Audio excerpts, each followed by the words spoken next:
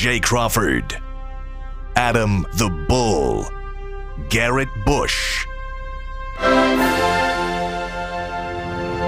and so many big names, it would take me hours to say all of their names.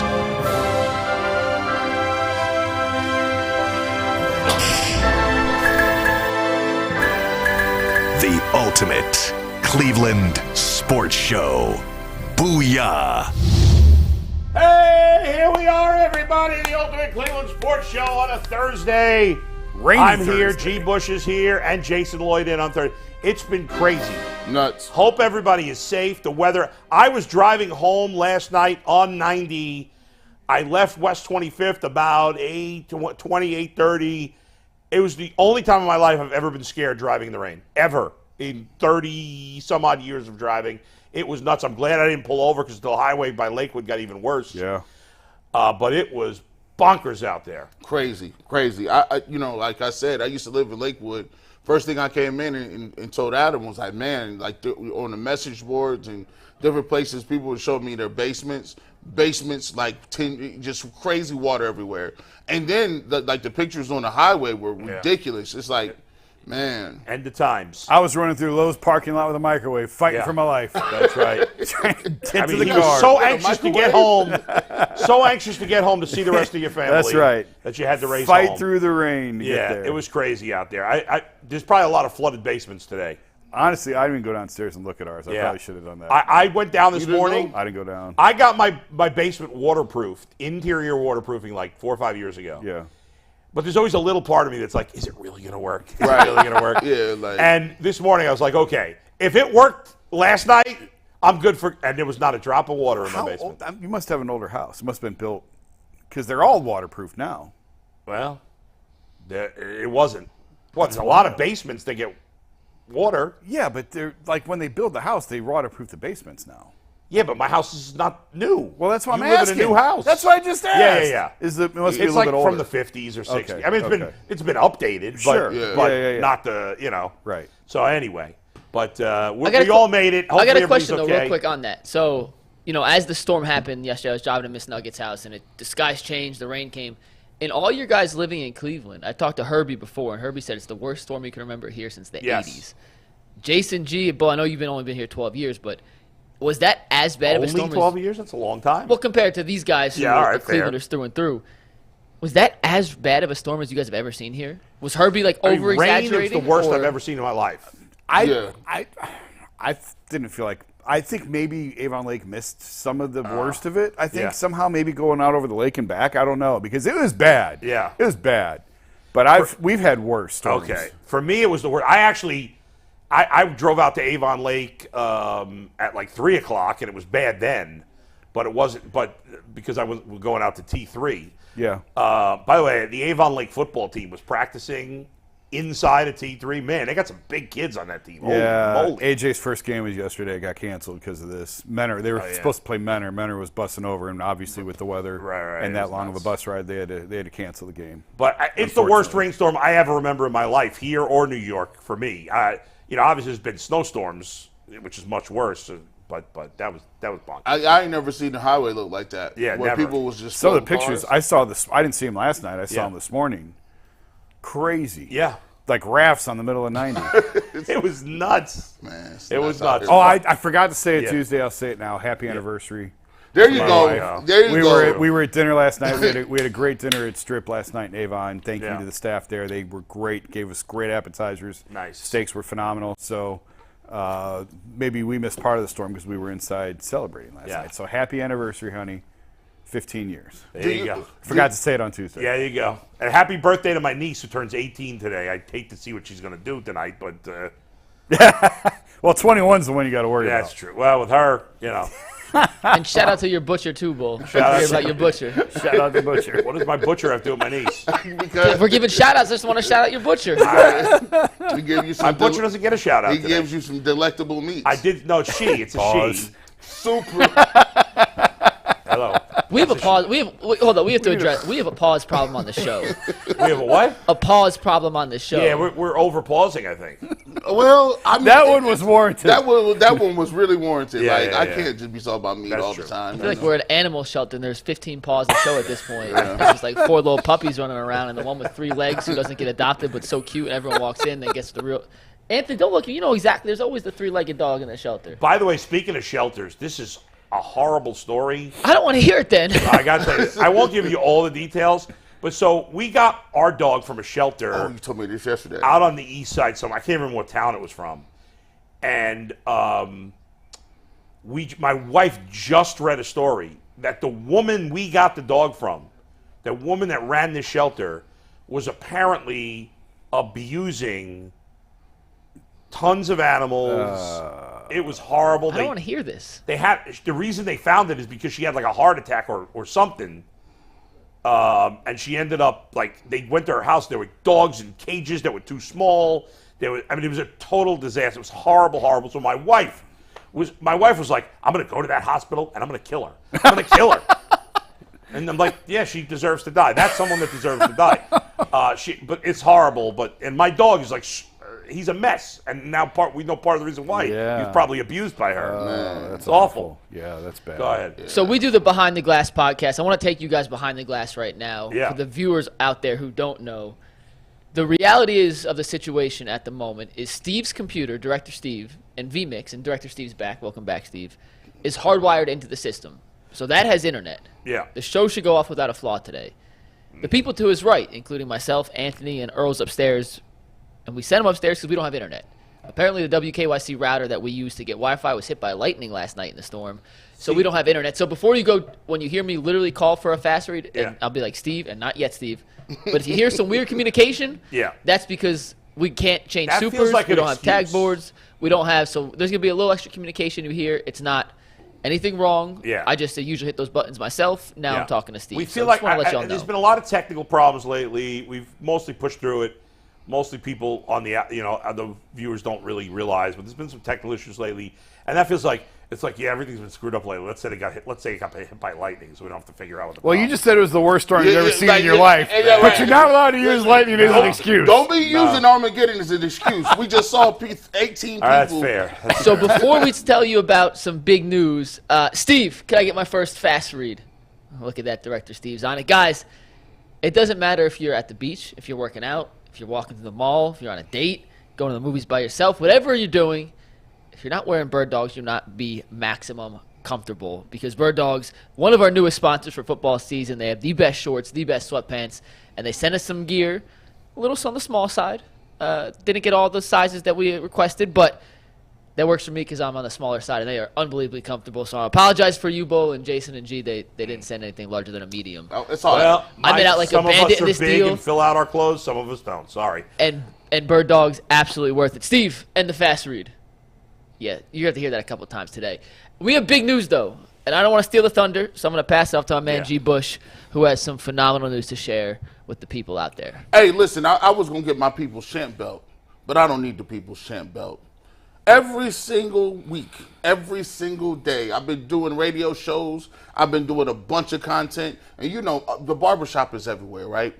And every time I go to the store, I can't go nowhere, get no food. I can't do nothing. There's always somebody asks me, they're like, G. Bush, man, I love listening to your radio show. I love it. I listen to the barbershop every single Saturday. We love what you do. We need you on more. Now, when we talk about, as guys that host in the city, obviously, there's full-time guys and there's part-time guys. And, my show just happens to be one of the coldest shows and it's part-time. So you got to wait every Saturday. But Some of the full-time shows are a different type of cold. yeah, Oh. ice cold. Zinger. By the way, we are now, and I congratulate Tegna for making the best decision of their lives. I congratulate Steve, Yak, and whoever else had anything, Mike, all to do with it. The announcement is G. Bush in the barbershop. Yes, the People's Champ is coming to the Ultimate Cleveland Very Sports good. Show channel every single Monday and every single Wednesday from 3 p.m. to 4 p.m. So guess what?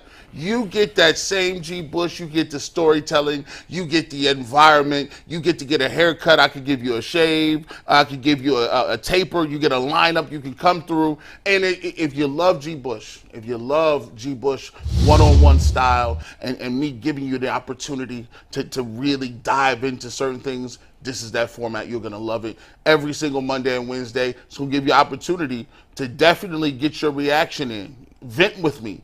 Reaction Monday here on UCSS. We'll go over, we'll argue, we'll fight, we'll do a lot of other stuff. Then check right back in. Go get something to eat, come back home 3 to 4. You're right back in the barbershop. We'll come on Wednesday, and Wednesday will be like a Browns preview. So we'll preview what's coming up on that week with the Browns. We'll use that to do that. And so shout out to everybody, and it's the people, because the people have been yelling and screaming for it. And shout out to Tegnan, shout out to Steve and all the other people of the WKYC for making it happen. The barbershop is now available 3 days a week. Now open 3 days. Now open 3 days a week. And it'll be live. Starting during football season. Let's clarify. Starting during the football second season. week of September. Yes, that's correct. The Wednesday before the Browns game. Or the Wednesday. Okay, starting that Wednesday. And Yeah, then so not like this coming Wednesday, but once football 2 season weeks starts, from yesterday. G-Bush is on. Yes. Yep. And then the week after that, it'll be Monday, Wednesday every week. And it'll be live, of course. Live, 3 to 4. yes. So congratulations. On the That's great. Ultimate Cleveland Sports Show YouTube channel. Right. So if you've already subscribed, you'll get the alerts. If you haven't subscribed, well, what are you doing? You should subscribe already. Get on that. Yeah. Subscribe to the Ultimate Cleveland Sports Show. That's right. You'll get all the alerts, and it'll be on there. So, we're moving. Now we got the producer show, the barbershop, Ultimate Cleveland Sports Show. Hey, it's not never bad. know what's next. Not bad for that little internet stuff. They said it'll be gone in a couple weeks. They did. They said that. Screw them. And we got some other big news in the Whoever they making. are. We can't say anything yet till it's officially official. But Yeah. I promise you, what we're doing here with football season is going to blow your guys' mind. And once we can tell you, we will shout it from the rooftops because it is really freaking cool. And with that, let's get to our first topic of the day, Bull.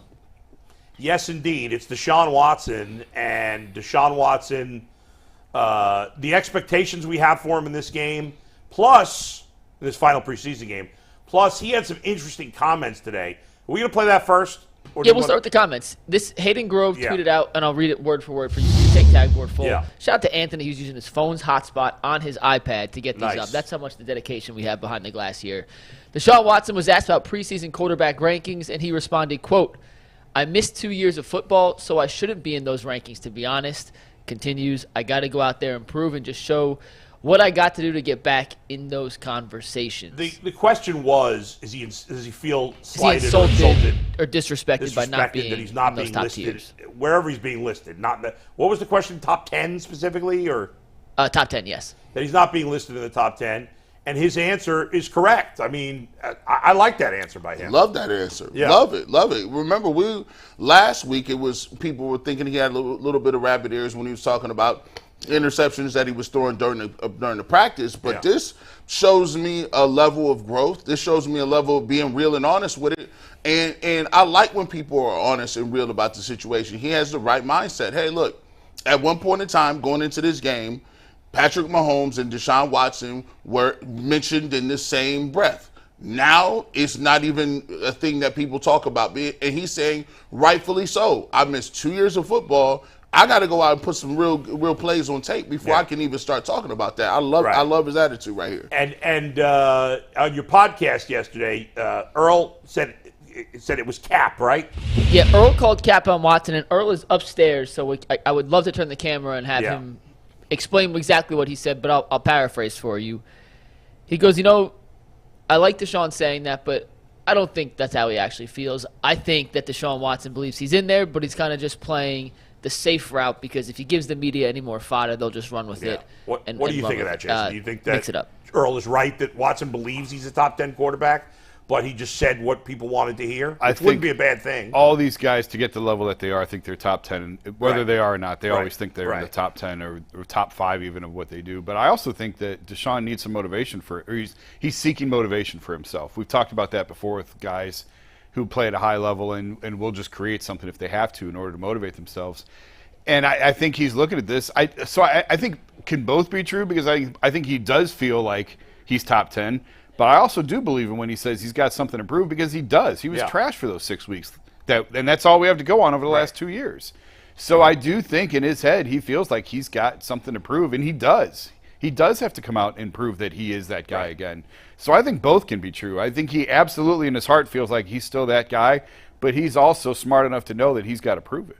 That's 100% true. You could pay attention to rankings or whatever. It's one person's opinion, but it makes no sense at this moment in time if you're ranking the best quarterbacks in football. Why would anybody put Deshaun Watson in the top 10? And he'd look foolish if he came. He'd look foolish if he came out and said, "I belong in the top whatever." Like that's crazy. You don't get there because 3 years ago you were great. 3 years ago he was in the top 10. Right. But for 2 years he's not even on the list. Right. So last year wasn't in the top 30. Yeah. Now we all may think he's going to be in the top 10 this year. Certainly on the back end of it, if nothing else, and he certainly has the talent to get there again. But he hasn't done anything for 2 years. So I thought that was the right attitude. I think you make a good point. He probably thinks down deep, yes, I'm as good as I've ever been. I'm as good as anybody. Yeah. I can do this. Is this more of a undersell, over deliver thing? You think he's like, look, I'm just gonna be modest with it. Come out, say, hey, I gotta prove it. But in his back of his mind, he's like, I know what I can do. I can over deliver that. Yeah, sure. And let's face it. I mean, outside of Cleveland, the expectations for Deshaun Watson are not that high. I mean, you watch some national stuff, and some people are mentioning the Browns and thinking they might be a playoff team, talking about the talent they have. Nobody's going bonkers over Deshaun Watson right now. No. Because you don't know what to expect. Right. As good as he was, it's been 2 years since he's been that player. So it's easy to say, well, he's going to just be that player again. Why not? He's young. And I think that way. But it's not 100% certainty until we see it. So I don't think the expectations are that high around the league for Deshaun Watson. Especially because there's a lot of people around the league, or at least fans, that want him to fail. Yes. So they're not going to have high expectations. So do you believe, like, nationally, there's not very... Because every time I turn it on, they say there's a question mark. They don't know what to say, how to move with it. Do you think nationally there's no expectations for them? I think from some people. I mean, you can't group every national media member together. I've seen some, like I look at all these lists just to see, because if it could be fodder for the show or whatever. SI puts out one. And I've seen some of these lists where, like, I saw something, I don't even remember where, I've seen so many, I don't even remember where it was, but the other day I was like, there was somebody who was like making 10 bold predictions, and one of his predictions was that the Browns win the AFC North and Deshaun Watson is an MVP candidate. Whether I know we all don't think he's going to win an MVP, right. but he thinks he's going to be an MVP candidate. But by and large, I think most people nationally are on hold with Deshaun. They're like, I think he's going to be good again, but I'm not sure. So let's see what he is. But I don't know if you're just making the list of the 10 best quarterbacks right now in football. You just can't put him on the list at the moment. At the moment. For whatever it's worth, I'll say in fantasy drafts, he's kind of being, not that fantasy means everything, but there's some correlation to the NFL. He's mostly going as like the 8th to 10th quarterback in fantasy drafts. And I know you guys had Mike Sando on when I was in Europe, but Mike Sando does his annual QB tiers, and that's based on the votes from 50 people within the NFL, coaches. Executives, player personnel, coaches, etc. And Deshaun Watson was the last player in tier 2. And I think that was quarterback 8 or 9 in totality. I think it was a little lower than that. I'll double check, but it was in that 8 to 12 range. He was the back of tier 2. I think it was like 12 though. I think the back of tier 2 was 12, but I could be wrong. Let me double check. Hold on. Yeah, and that's solely based on what you saw the first 3 years. Right. Let me ask y'all this. I know this is inexact science, but what is the bare minimum of the old Deshaun Watson that that the Browns have to have this year for them to make the playoffs? So say, for instance, you say, is 85% of Deshaun Watson's best year good enough for them to make the playoffs? Yeah. But he could be the player he was in Houston, and it's possible they could still miss the playoffs. That's how good the AFC is. Yeah. It's possible. I'm not saying if he's the player who was in Houston, they almost definitely make the playoffs. But because the AFC is so loaded, I don't think it's a sure thing. It depends how good the rest of the team turns out to be. We think it's going to be really good, but maybe Deshaun Watson ends up being great, and maybe the wide receivers aren't as good as we thought, or the defense is not quite as good. There's always the injury wild card with all of these teams. What was that? He was 11. So 11. Watson was 11 on that list. So according to executives around the league and player personnel and coaches, he's still on that borderline of top 10, even though he's done nothing for 2 years. That's how talented people think he is. The fact any other quarterback that had the track record that he's had the last 2 years wouldn't even be talked about. Tier 4, Tier 5. He's still 11, even though the only thing he's done for 2 years is either not play or play like crap. Right. That's pretty amazing. I mean, look at Baker. 2 bad years. Look where he is. Exactly. He was Tier 5. Yeah, he's basically off the list. Yeah. That's crazy. I'm looking at it, and I'm trying to compare him to, because it's been so long since we saw what he was at his peak. I had to go back and just look at highlights and try to figure, all right, let me go back and look. It's been so long since you've been playing like this. And I'm trying to think, where would I put him amongst AFC quarterbacks if you're looking at it? If he's 100% of Watson what he was when he left, is that 100% better than Herbert? Is that 100% Allen? Before you guys answer, is this take 2020 Deshaun Watson and place him in today's Cleveland Browns offense? Yes. Assuming he's not getting any better than 2020. Just so we're all on the same page. That's the ceiling. 2020 Watson in today's offense. It's a great question. Bull, Jason, what do you think? I mean, it's right there. It'd be hard to differentiate between Burrow, Watson, Allen, and Herbert behind Mahomes if you had the 2020 Watson. So he'd be in the neck and neck for 2. Yeah, Mahomes is still number 1. I would still say Burrow 2, and then I'd say Watson 3, and then Allen, and then Herbert for me. Yeah, I'd still put Allen ahead of him, I think, but I really soured on Josh last year a little bit. This is a big year for him. I mean, obviously we haven't spent a lot of time talking about it. This is a big year in Buffalo and Josh Allen. But Deshaun, I mean, if Deshaun comes out and plays like he did in Houston in 2020, I'll put him in the top 5 easy with no hesitation whatsoever. And the Browns are going to go on a deep run. Yeah, sure, absolutely. Yeah, I agree with all you guys there. I think Mahomes is still in a category of his own, and it's going to be really hard to unseat him. But he's right in that conversation. And I think Herbert is a step below those guys. For me, I don't agree with you. I don't think Herbert's a step below. For me, and you'll argue I'm biased, that's fine. To me, Burrow has intangibles and I'd agree with you a on this. level of leadership and just football savvy that puts him ahead of those other guys by a little bit. If we had to rank, and G, I'm going to ask you this question next. 2020 Watson, and I was in Texas when that happened. I watched a lot of Deshaun Watson in 2020. The team around him was trash. Team around him was terrible. Yeah. Their record was 4-12. Wins and losses is not just a quarterback stat. I hate when people say it's just a quarterback stat. Right.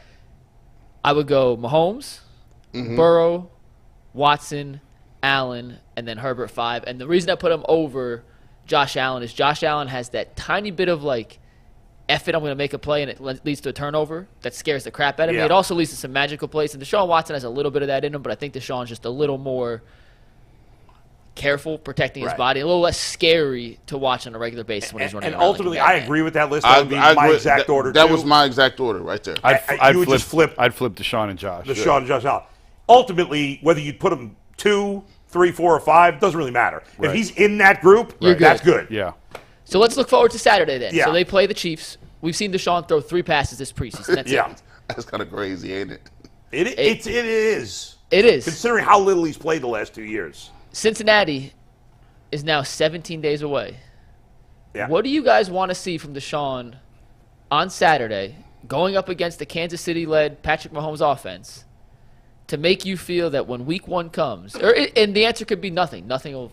I know, Bull, you're a preseason lover, so maybe nothing will change here. But what do you want to see from Deshaun on Saturday to make you feel like, you know what, when Cincinnati rolls around, when kickoff comes for Week 1, our guy is 100% ready? And, Bull, you go last because you're going to say, I don't care. Okay, So, Jason, I wasn't going to say I don't care. Go ahead. I am kind of in the nothing camp. Now, it's if he throws 2 interceptions Saturday, I think it's like Cade York missing a couple kicks. It's going to be panic time. It's going to be panic. Yeah. If on the flip side, if he engineers 2 touchdown drives, I'm not going to get overly excited about it. I feel like it can only be, I hate to say it, but it can only be negative that come out of it. You know what I mean? I don't know that he's going to do, if he engineers 2 touchdown drives, everyone's going to feel good about it, and they should. But I don't know that anyone realistically can declare Deshaun Watson's back and he's going to have the 2020 season we were just talking about. You know, I just don't know that anything really can come of Saturday that makes you think that can wash away everything that we've seen to tell you that he's back. Now, if he plays poorly, and I'd say the same thing with Cade York. If Cade York makes 2 kicks Saturday, are you going to be thrilled with it? Are you going to feel like Cade York is back? No. Right. But if he misses 2 more, the panic is going to be that's off the chart. And I kind of feel the same way about Deshaun as I do with Cade York right now. I think I would agree with you if it wasn't who they were playing. Now, this is the way people look at it. They just, inside, they feel this way, right? So you're going against Patrick Mahomes, and the natural thought process is that I'm going against Mahomes. I got to look like Mahomes, or at least look like I'm in the league with Mahomes. Right. And if you could come out and leave some touchdown drives, even if it's points on the board, I'd even feel good if they got down to the 40 and they had to kick a field goal. The Cade York made it at Arrowhead. I would be happy and excited. But I want to see just Christmas. I want to see a command. I really don't necessarily want to see scrambles. I want to see the balls thrown downfield. I want to see him on target with his receivers. I want to see guys catching the football, no holding penalties, no motion penalties, false starts, all that good stuff. I just wanted to be crisp, get some points on the board. And it's not so much for whether or not that means anything going into the regular season for him. At the end of the day, I think it means a lot to his teammates, because his teammates want to see it. His teammates will rally around that, because I was just watching Hard Knocks with the Jets and how everybody for the Jets is waxing poetic about Aaron Rodgers. Oh, he's that guy. Yeah. So, for the guys in the locker room, it does mean a little something, because they want to see him get back to it, and then that's the first confirmation. What better way to do it against a guy who know is the GOAT at this point in time right now against the Chiefs? I just want to see him look like, just show control of the offense, the command of the offense, leadership, and just like you said, smooth, just looking like how many times have we watched the Browns for the past, well, for you a lot longer, but like, let's just say the last decade, their offense often just looked like crap. Yeah. Right? It never looked like an NFL offense. Oh, not never, but very rarely. Very rarely. I want to see an offense where I'm like, that's it. This is the 4 o'clock This is game. it, right? This is the 4 o'clock game right here. I see it. Now, let me ask you guys a crazy question. Maybe this is insane. Maybe you think this is the stupidest question ever, but I'm curious. It's 5 p.m. Sunday after the Bengals game. I'm going to give you 2 scenarios that took place in that game, and you tell me, think about it, because the question's going to sound crazy, but try to imagine yourself in that spot. Bengals-Browns just ended, and how are you feeling? This is what happened. Scenario 1, the Bengals win 38-35. Deshaun Watson throws for 376 yards, 4 touchdowns, and no picks. But he gets outslugged. No defense game. Scenario 2. Watson's a disaster. He has no touchdowns, 2 picks, inaccurate, throws for 175 yards. But Joe Burrow didn't play, and Trevor Siemian started, and he's so bad that the Browns pulled one out 10-7. Let's give it 13-6, just to make it a little 13-6. 13-6. That's a Trevor Siemian score. What do you feel? How do you now? Obviously, party. It's like they won the game. Who cares? But if you think in big picture, and if depending on how nervous you are about Watson bouncing back, what do you think? What actually would make you feel better at the end of that first game? A win and Watson playing poorly, because there's 16 more games to go. And a lot of guys the first week, we've talked about it before, with with minimal time in the preseasons, a lot of guys don't look their best in week 1. I think we would give them a pass. Say it's week 1, long layoff, all that stuff still applies. Yeah. Hey, they won the game. That's all that matters. They found a way to win the game. That's what good teams do. They find a way to win the game. I think you would take that over him playing well and losing. Bush, that's a tough one, huh? Because you still got 16 to go. You got 16 more. But it's not a terrible question, though. It's not a terrible question. I want to go last on this one. It's a divisional opponent. You're struggling with it right now. It's a divisional opponent. You got to get that win, man. No matter what. That's a damn good question, because he's right, man. You're supposed to get that. I don't care how you do it. Just go get the win. But that would be a letdown and a half. You threw 2 picks, Trevor Siemian. You was at home. Like, people would be scratching their head. And then if you come out, you you just got to outdo it, right? I'm gonna go with this win, but for a different reason. I'll go with that win over the Bengals because if you won 13-6 and they got 2 field goals, that means the Browns defense was just lights out. And I think the Browns defense will be lights out. And then I could rationalize to myself, lie to myself, and be like, look, he didn't play the preseason. I probably would get on the internet and rail on him about not playing in the preseason. Yeah. And Stefanski does it again. But I wouldn't lie in the back of my mind. I would be like, you'd be scared. I'd be scared as hell because you got to understand. You're not going to win many games in the NFL like that. Yeah. you know what's interesting, before we go to you, Mike, for your opinion, in a way, obviously you'd be happier that they won, but you'd be more excited and optimistic going into week 2 if they lost the way I said in scenario 1, I think. Because you would chalk the Monday night win. You'd be screaming about the defense. But you could say, well, the defense is a lot of new guys. It takes time to gel. Go ahead, Mike. What would you say? You guys know I love you. Jason, you're a friend. G, you're a brother. Bull, you're my main host. You guys are my guys. Why don't I get to be a brother? So you're actually excluded from this. I'm insulted that I'm not a brother. You're my Jewish brethren. All right, good. Deeper than brotherhood. But you didn't answer, so you're excluded from this. Yeah. You guys are wrong. If we have said for the last 2 months, there are no excuses for Deshaun Watson. Zero. Zilch. Yeah. Zero more excuses. Deshaun Watson has said there are no excuses.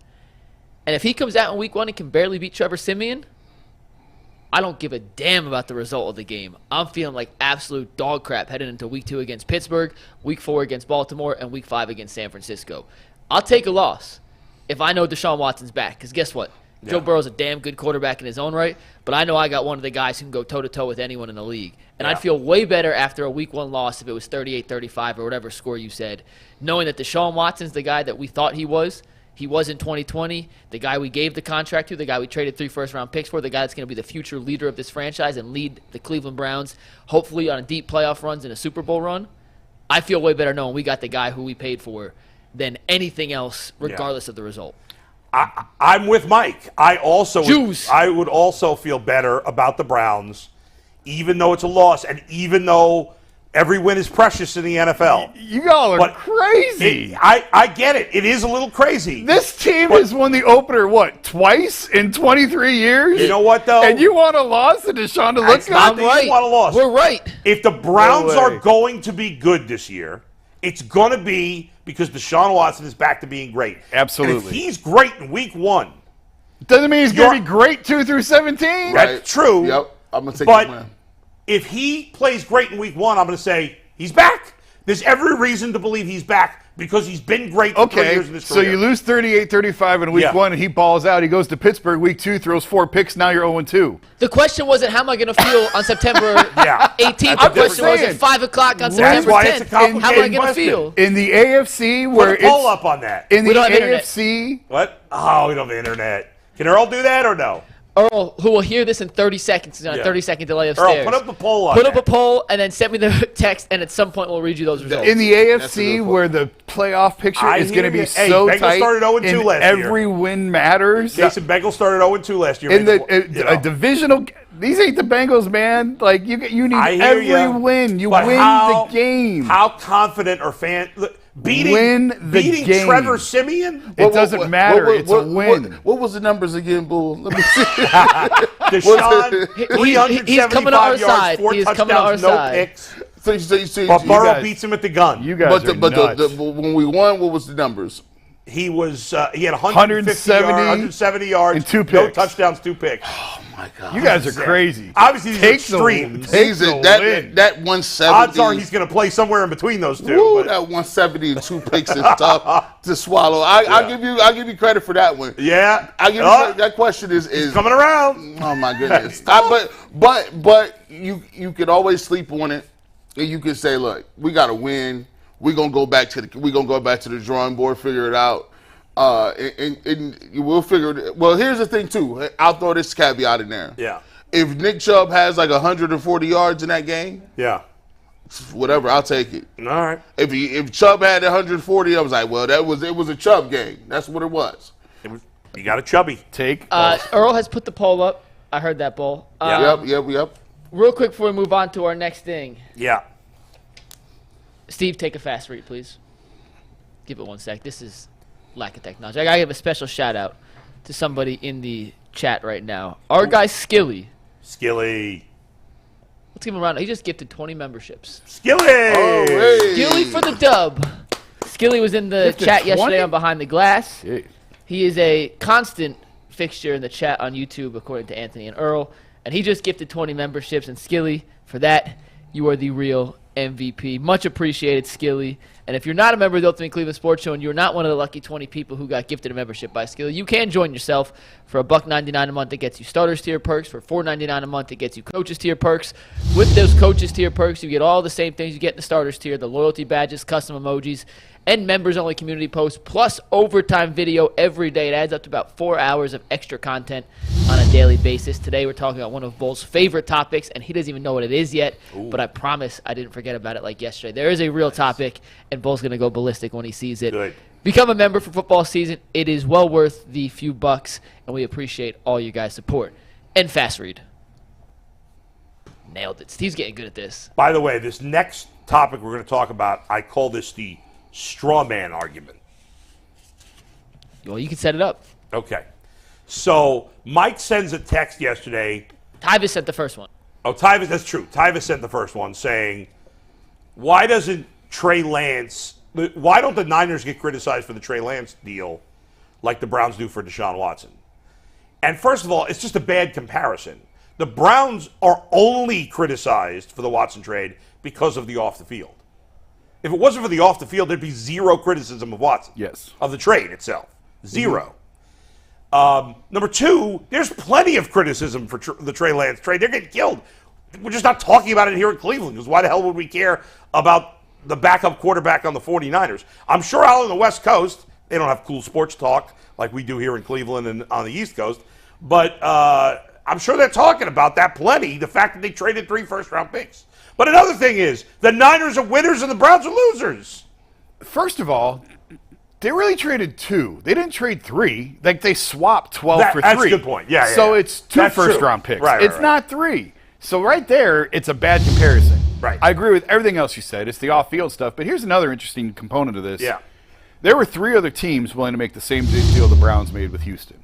Is there anyone else in the league that would have traded 2 first-round picks to move up to 3 to take Trey Lance? I don't think so. I don't think so. And Yeah. and for that, San Francisco deserves to get crushed. They do, but because they keep winning anyway. That's it. Their roster, Yeah, 2 through 53, is the best in the NFL. no doubt. They are one of the best-run organizations in Right. football. They have unbelievable talent on both Yeah. sides of the ball, and they've been able to win in spite of a quarterback Right. at a fairly high level, not a They Super got to Bowl. the NFC Championship game last Yes. year with a guy who was drafted in the 7th round And as if a that rookie. and that is what will really save them on this. If Right. Purdy Right. develops and Yes. is okay, that's what's going to bail them Yes. out because that is a disaster. I compare this to the Cavs, right? He's like, what are you talking about? I compare this to the Cavs. When the Cavs drafted Kyrie, they hit, right? Yeah. They got all these first-round picks, right? They missed on Deion Waiters, right? They hit on Tristan Thompson, Yes. who turned out to be a good player. Then they got Anthony Bennett. Ooh. The Cavs still won a championship despite the biggest whiff in the history of the draft and Anthony Bennett. They were like, Yeah. okay, we're cool. Then they got Andrew Wiggins, right? Yeah. And then they traded him for Kevin Love, and they still won. Is it today the anniversary of that? The Kevin Love trade? Is it? Is it? No? Today's the anniversary of Andrew Luck retaring 4 years ago. Look it up. See if I when will. Kevin I Love had- was traded to the yeah. Cavs. I feel like today is the anniversary. Because You missed a key component in that championship. well, go ahead. Somebody came back. Yeah. Oh yeah. There was a whole like we acted like that was we act like that wasn't the catalyst, right? that That's was just a little bit, right? But the point is, and you're right, They is missed terribly. they missed terribly. What the Niners did is even worse because not only did they miss, but they traded up for that miss. Right. But they've overcome it essentially. yeah. And Because they have so much talent. And it just goes to show you, like, you could be bad. You could have a hit or miss some places, but if you can develop guys, it makes it's like makeup. It covers up a lot of That's blemishes right. No if you doubt. can develop guys. What'd you say, Mike? I didn't hear you. Yesterday was the anniversary. I was close. He's close. Very close. My anniversary Look, is the Kevin Love anniversary. that's Look crazy. at You that. guys are We got tied that to in him. common. Love is in the air. Oh, I see what you did there. But We need to get Wi-Fi back because Mike's driving me crazy back here. That was funny. Hater. The interesting part about that, and I don't spend a ton of time on the Trey Lance trade, but something that it kind of struck me this morning when I was driving in is like, I don't talk to John Lynch. I talked to him once at the NFL owners meetings. Yeah. This is just me speculating. I think they looked at that and thought, this is our last chance. We don't like Jimmy G. Yeah. We're at 12. We can't get one of the top guys, and we're really good. Yeah. This is our last chance to try and get a franchise guy. Right. Let's push all in and do whatever we have to do it. And Yeah. they did it. Right. Credit to them for having the courage to do it, having the guts to push in. They just picked the wrong guy. Yeah. Although I don't know if they picked Justin Fields, would they be that much better off? I don't know. In fairness, though, to Trey Lance, he's barely He hadn't had played. much of a chance. You know he was in the hasn't played same much. recruiting class as DTR?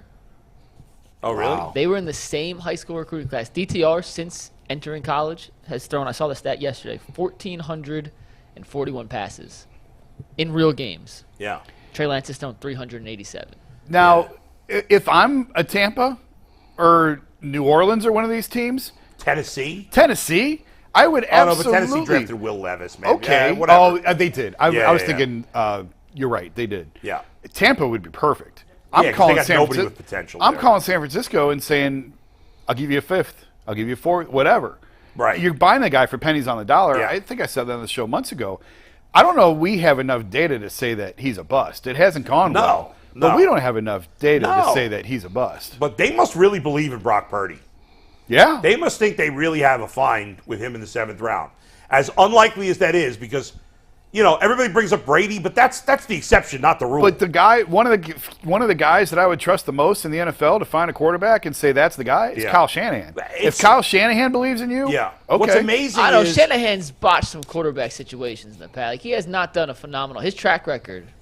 it is true. Like they seem to be such a smart organization at every other position, and yet they haven't gotten it right there. But maybe they finally have with Purdy. I don't know. I thought Purdy played really well. He's certainly got to prove it for another year. Oh yeah. But yeah, I mean, on that team, like that's the one team you feel like if Purdy can get to like the top of tier 3, be somewhere between 12 and 15, Yeah. that they could win with. Well, that's who that they kind of had in quarterback. Jimmy G. That's what they had. Well, I don't even think he was that high for me. I think he was like. I think he was tier 3. So now I think the 49ers do get some sort of criticism because They get plenty, yeah. They've been a great team on paper and on defense and offense since 18.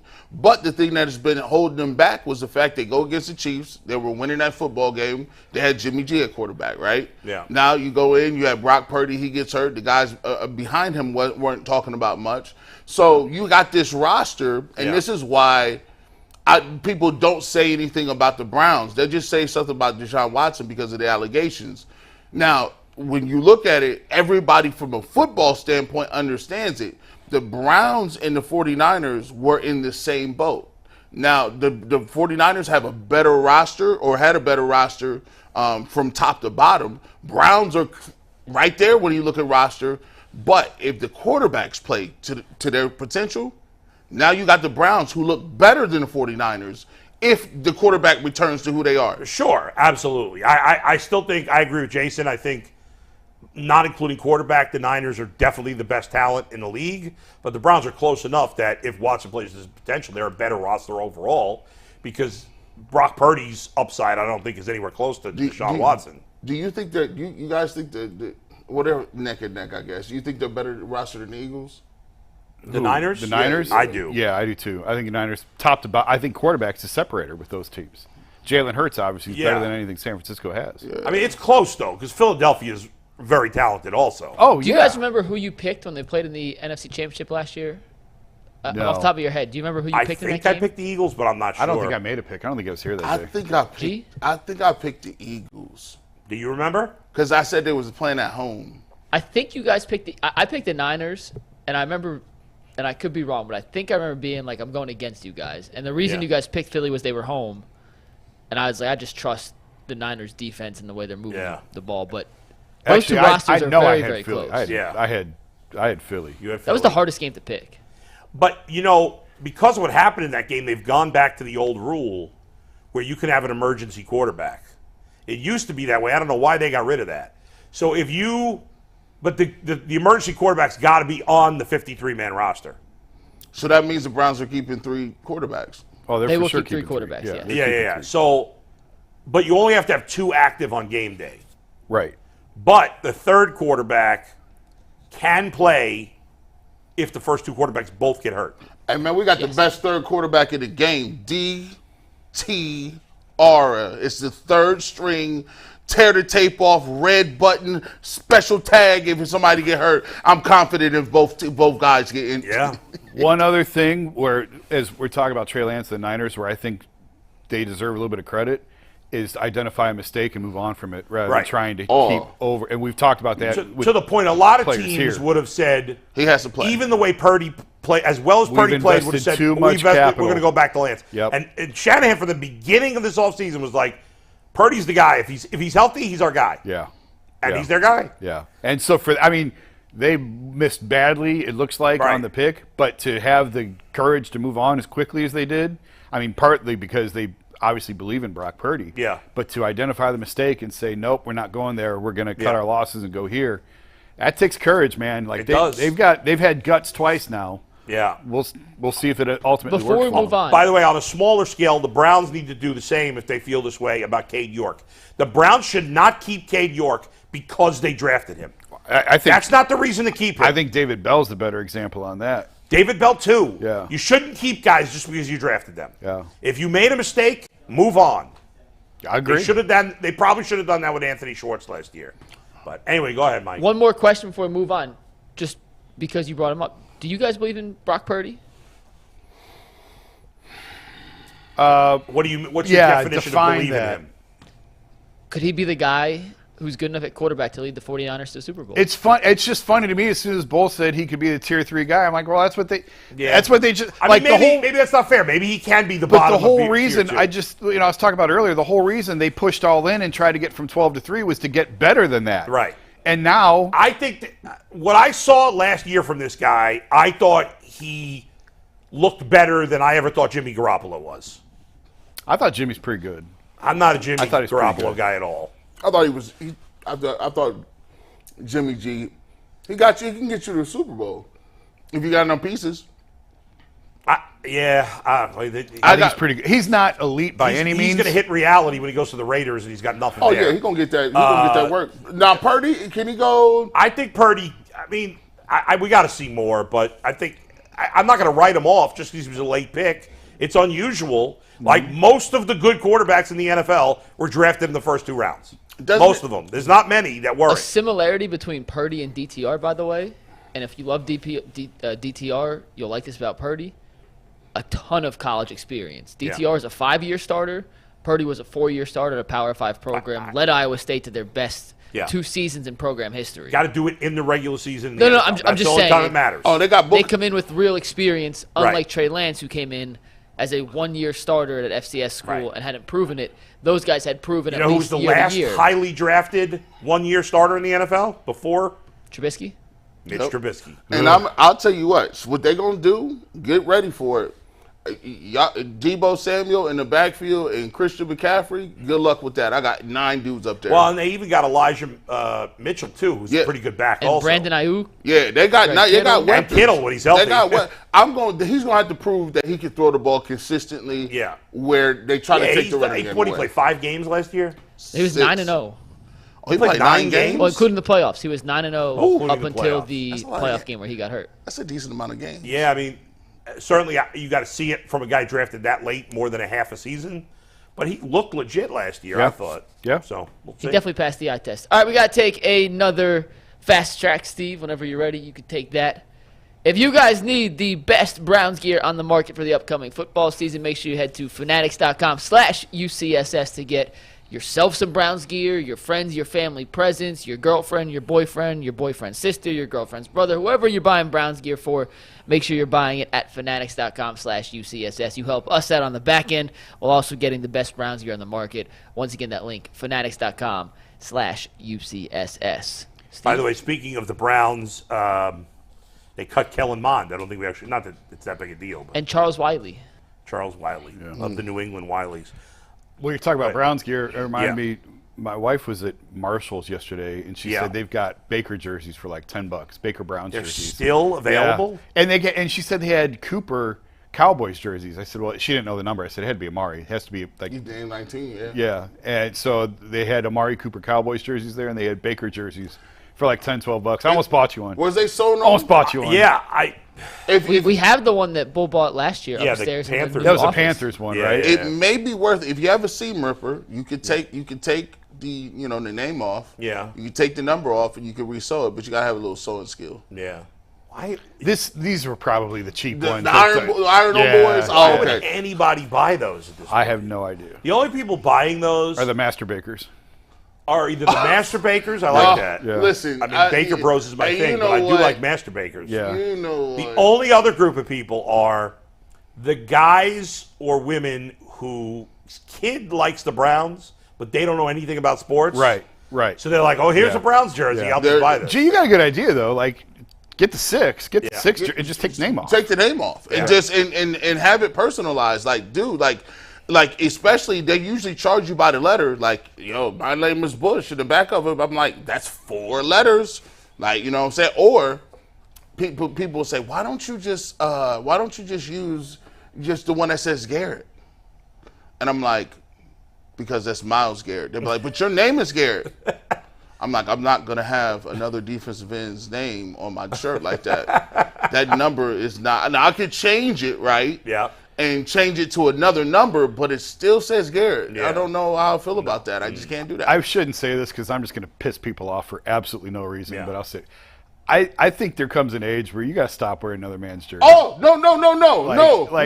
Enough with the adults walking around Hey, wearing another man's name and Retire number them. on. I don't Like, agree. you have to.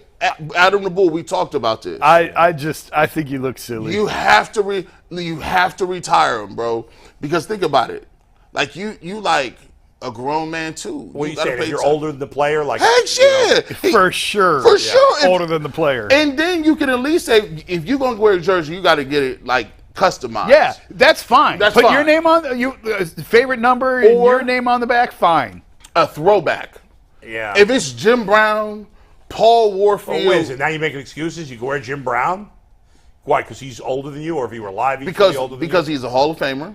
He's older than me. So can I wear a Ryan Sandberg or an Andre Dawson? That's jersey? cool. Yes, they're yeah, cool. they're retired. Retired That's But not I bad. can't wear a Joe Burrow. No. All right, I got it. I don't agree. I don't agree with the rules, but all right, I can see that. Children can wear whatever they want. Yes, right? your kid wear whatever you want. By the way, my son, he wears Bengal stuff to school. He don't care. Like he's not, and nobody gives him a hard time, as far as I know. The He's Bengals. 10. He's 10, and the Bengals are 10 likable. years old. When I was a kid, at 10, You grew up in Brooklyn that's true. I don't know. in the 80s. Wow. 10 Kings of yeah. New York.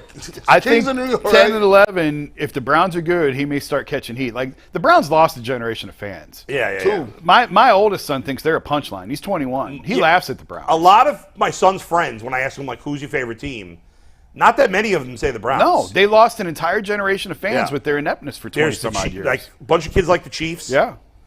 There's one kid that likes the Steelers because Yeah. his dad likes the Steelers. There's- It's all about players now in the NBA and the NFL. Yeah. Unless you have a good local team or a reason to be connected to said local, you're gonna gravitate Yeah. towards players. We- And speaking of players, Yeah. we got to get to this because I do think, even though the news has come out that it's not super serious, what happened to Grant Delpit yesterday is worth mentioning. You guys haven't seen the play yet, so Steve, we can take tag word and play it. But Grant Delpit, Oh, there's been an update in the last half hour? yeah, Mary Kay said, he's in practice or he's watching practice right now. But this is the play of the collision.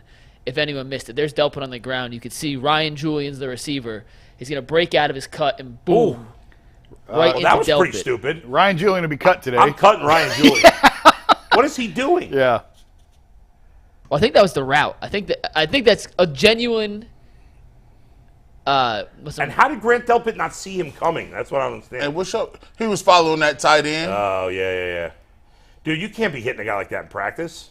Well, I don't think it was intentional. Yeah, I don't think it was intentional either, but it doesn't matter. I'm getting He went Pack to your run bags. Yeah, he went. See, You're back at Dillard's tomorrow.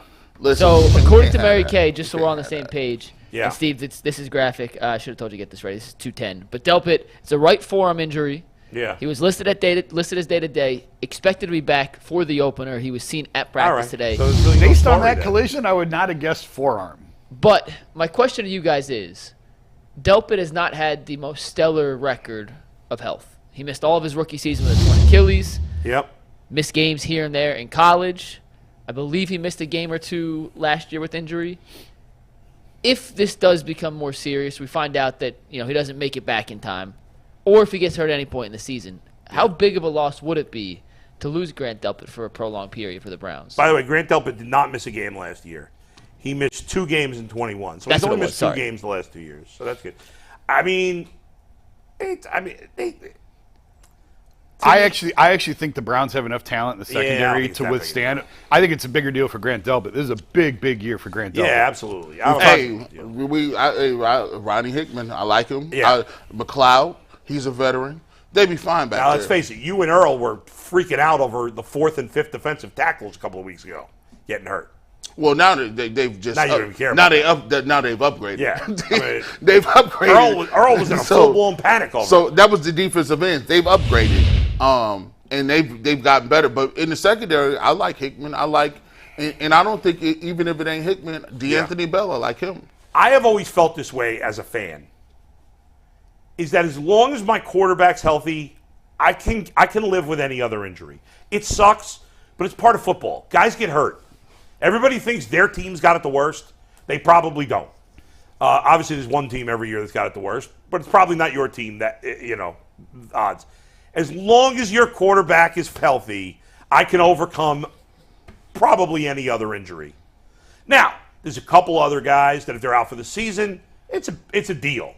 But unless it's the quarterback, I can survive with any other loss. I really believe that. I believe that with the Bengals as a fan. I believe it with the Browns as a fan. If Jamar Chase goes down, It sucks. I'm just messing with you.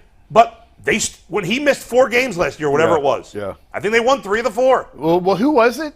That idiot DB coach. I was just going to go there. Was The Browns DB coach or whoever it was, Oh, Lord. who said, well, it kind of hurt us when he went down or whatever it was. I think one of the best receivers that came off the field. It messed us up. I think it was actually T. Higgins, maybe. Jeff Howard was defensive Yeah, backs yeah. coach. Christmas. Like that, he should have been fired at that moment. I mean, he said it with a straight face. That was Yeah. one of the most amazing Oh things. my God! That was amazing. But Really? it's like, yeah, you never want any of your star players to get hurt, Right. But you can survive anything but the quarterback. I think when you have a top quarterback. I'm trying to think of a player besides a quarterback that they got hurt. You'd be like, oh, it's a wrap for them. I mean, T.J. Watt really messed up the Steelers last year, but Right. they don't have an elite quarterback. But think about this: like the second most important player on the Browns is probably Myles Garrett, right? Is that fair? Yeah. You agree with that, or does anybody Yes. disagree with that? If Myles Garrett had a season-long injury, it'd be bad. Mm-hmm. But are you saying, oh, season over? I'm not. No. No. Do I like the Browns' chances as much without him? Of course not. But as long as I got Watson, if he's back to the quarterback we think he's going to be, I still got a shot. I still got a shot. you As still got bad a- as the you got a Garrett loss shot. would be, and it would be Got a shot. bad, I still got a shot as long as I got my quarterback. Yep, I agree. Especially now, everybody's saying you said it yesterday. You think the Browns might have the best D line in football. I do. I get it. Myles Garrett is the number one reason why. But let me ask you this question: If you had to choose, this is a crazy one, kind of like the one I gave you, Red. If you had to choose, which defensive line would you rather have the Browns have? Their defensive line with last year with Myles Garrett and a bunch of piles of trash, or this year's defensive line with no Myles Garrett? This year. That's easy Easy. This year. this year. Jason, you in agreement on that too? This one is goofier than I like the other question. This one's goofy. one's goofy? I'll say this year. And that's the point. It's like, but if Deshaun Watson gets hurt, it's over. Deshaun Watson gets hurt, that DTR bandwagon's going to be full, baby. That's it. Standing it. room only on the DTR bandwagon. I could tell you, any other player on the Browns gets hurt, I don't write off the playoffs. right. Same thing with the Bengals. Even Jamar Chase, as bad as that'd be bad. That'd be real It'd bad. be really bad. But But if Jamar Chase gets hurt, I'm not writing off the playoffs. If Jamar Chase But if get Joe hurt, Burrow or Deshaun Watson miss, it's over. I'm not watching this. If Joe Burrow was out for the year, I'm watching the Bengals play twice this year against the Browns. That's it. I don't believe that. I don't believe that. Why would I watch Trevor Siemian? They can't win with him. By the way, the Bengals should sign Carson Wentz. Honestly, as bad as I think he is, That's the most ludicrous take you've ever had. He's better than Trevor Siemian. No, he's not. Trust me. No, trust me. Well, whatever. Maybe not Carson Wentz. They should sign somebody because Trevor Siemian can't play. I'll give you that. Carson Wentz is lost in a soup. Yeah, Carson Wentz is a clown, and he doesn't really believe in himself. Whatever. Sign Jameis Winston. No, he's not. But it goes sign back, Cam Newton. I'd rather have Cam Newton. But it goes back. Trade. It goes back to the Colts when they had Peyton Manning. If you had Jim Sorgi as your backup because if Manning goes down, your season's. It doesn't matter who the backup is. You're screwed. That's right. So that's kind of where it's very rare that you have a situation like in Philly where Nick Foles went on that run. Right. Like the idea of winning with your backup quarterback, that ain't happening. That's a once in a million thing. Jeff Hostetler. I was just thinking that was 100 years ago. Yeah. So that's two examples in the last 40 years. Right. Frank Reich. Brock Frank Purdy. Reich. Well, they didn't win the Super Bowl though. Yeah, they won a playoff game. That was crazy. Wasn't Jim Kelly back after that? I thought he came back in those playoffs. Frank Reich did that big comeback right? against the Oilers. Yeah. That's crazy. Real quick, last thing on Delpit, then we'll move to 32 and 32 before Darren Smith comes in. Obviously, or hopefully, I shouldn't say obviously. It appears he's okay. It appears he'll be back day-to-day forearm. The collision was whatever. Jalen Wayne got to get out of the way. Are you a little worried just about his ability in a contract year to be on the field as much as the Browns are going to need him to? Or is it too early and his track record too erroneous to factor in? That's on him. He's only missed 2 games. He missed 2 games in 21 and none last year. He had the Achilles injury. That's kind of a freak thing. I'm not worried about it. I don't really worry about injury. I mean, there's certain guys who are hurt all the time.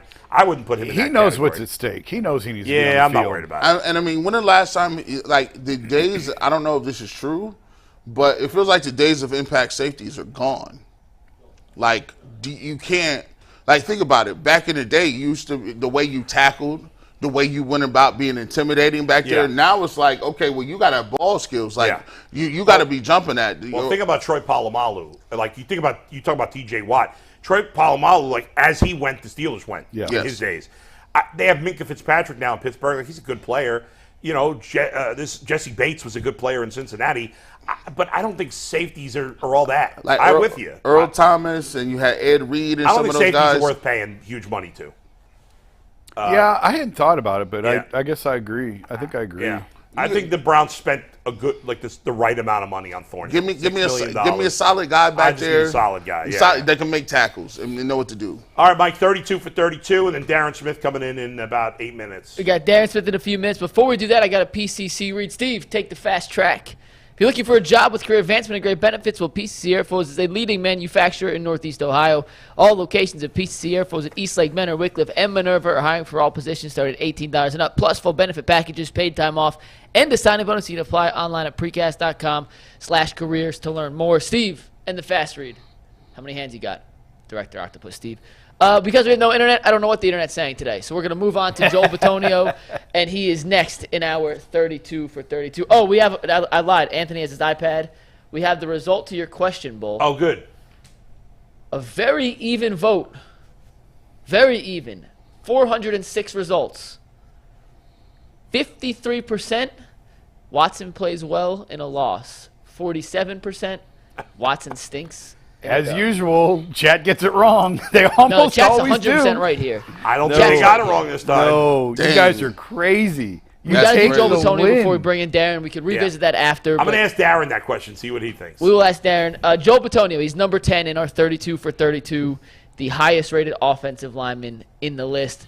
Bull, I know you're looking up your list right now. Where did you have Bitonio, and do you think 10 is too low for a guy who admittedly is not the 10th best player on this team, but I think he was at number 10 for our list because of positional value of any guard. Even though his positional value is not that big, and now, of course, I can't remember exactly where my file is that I have this, so, I got it. But I had Bitonio higher than I would have most guards. I actually have Joel Bitonio as the 4th most important player on the Browns. All right, explain that, because I would argue he should be a little bit lower than this. Okay. Wait, do you lower than 10 or lower than 4? Lower than 10. Interesting. He's a tricky one because the position on its own is not valuable compared to a lot of the positions. I just think the offensive line is so key to the Browns having a great season. They've got the best running back in football. They've got a potential top 10, maybe even top 5 quarterback.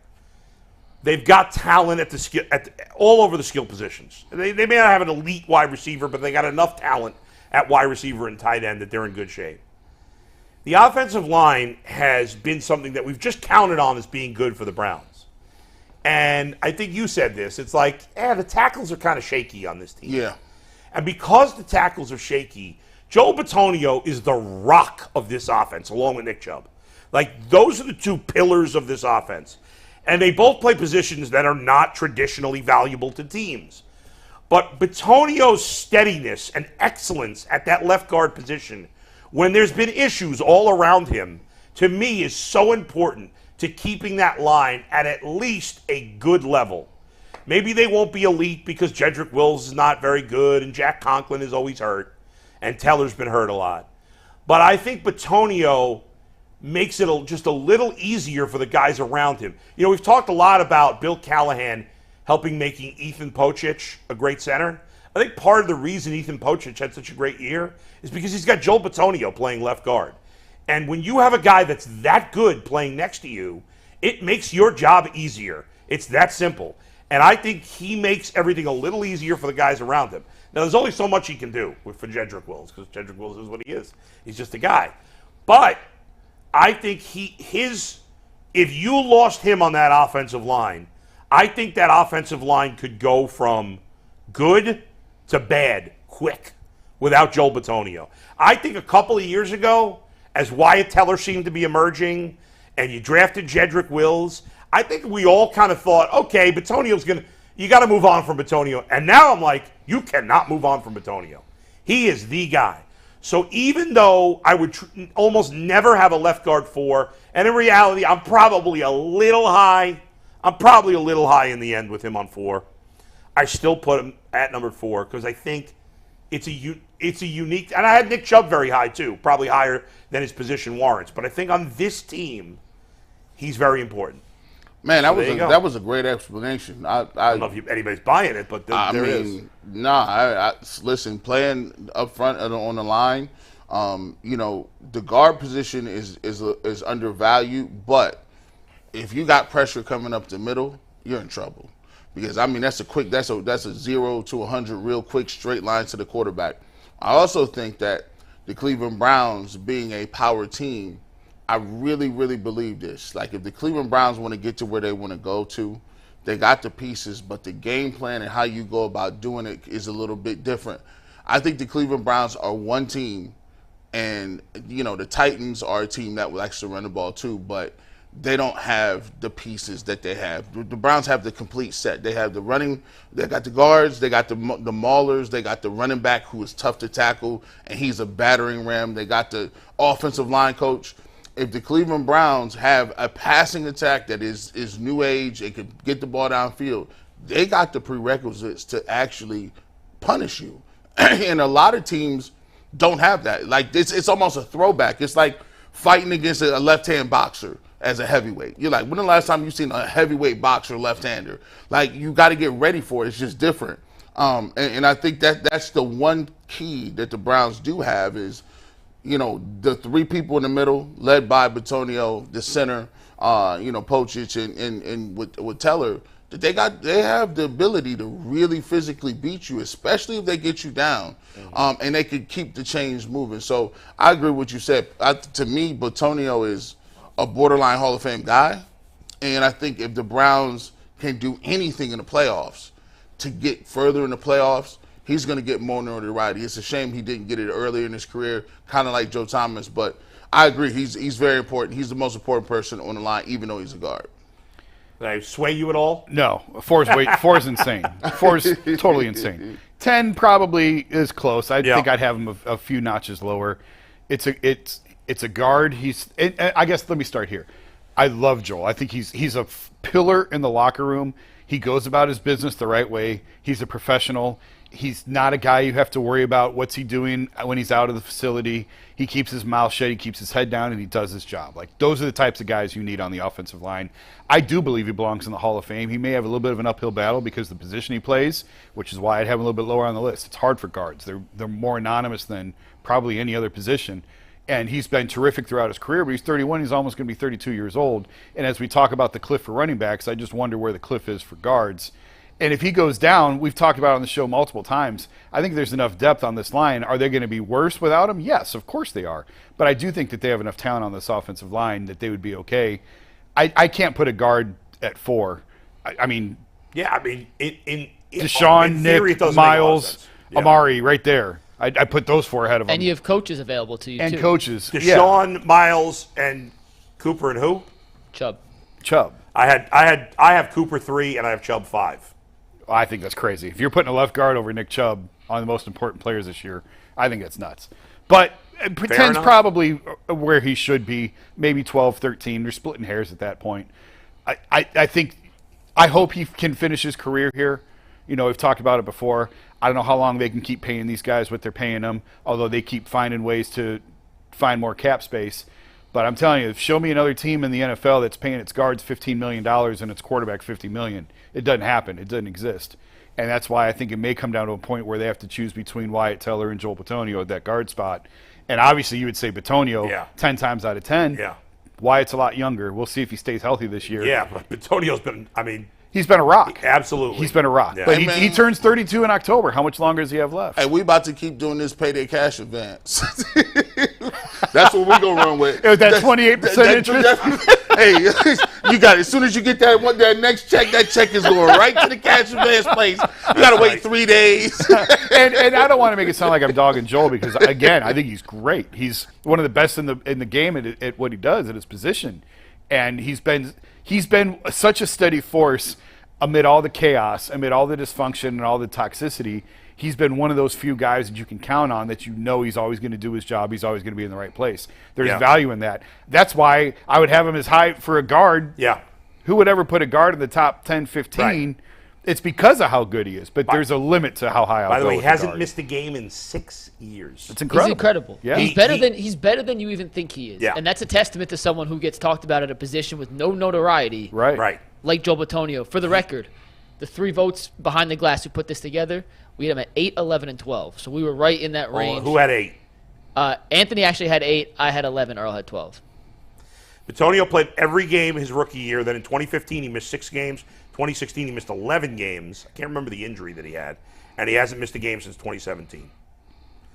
He's been a Pro Bowler every year since 18 and All-Pro the last 2 years.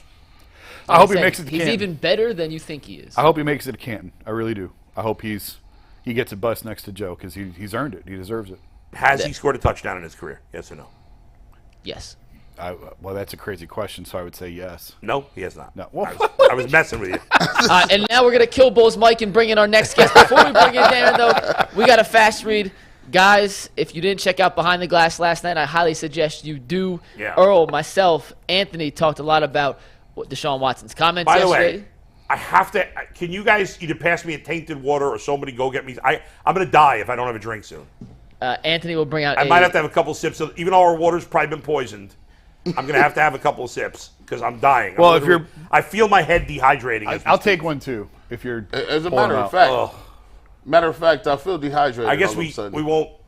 This is not very professional, but I don't care. That's what UCSS is, though. We literally bring you guys behind the scenes, and on the Behind the Glass podcast, which is the 3 of us behind the glass here as Anthony passes out, high quality H2O. That's definitely not tainted or poisoned by the good people upstairs. Take one pass. Make sure y'all check it out. The episode is live. We went yesterday for about an hour. We did about 6,000 views on it already. Hopefully we get that to 10,000. Talked a lot of Deshaun Watson, a lot about what to expect against Kansas City in the upcoming season.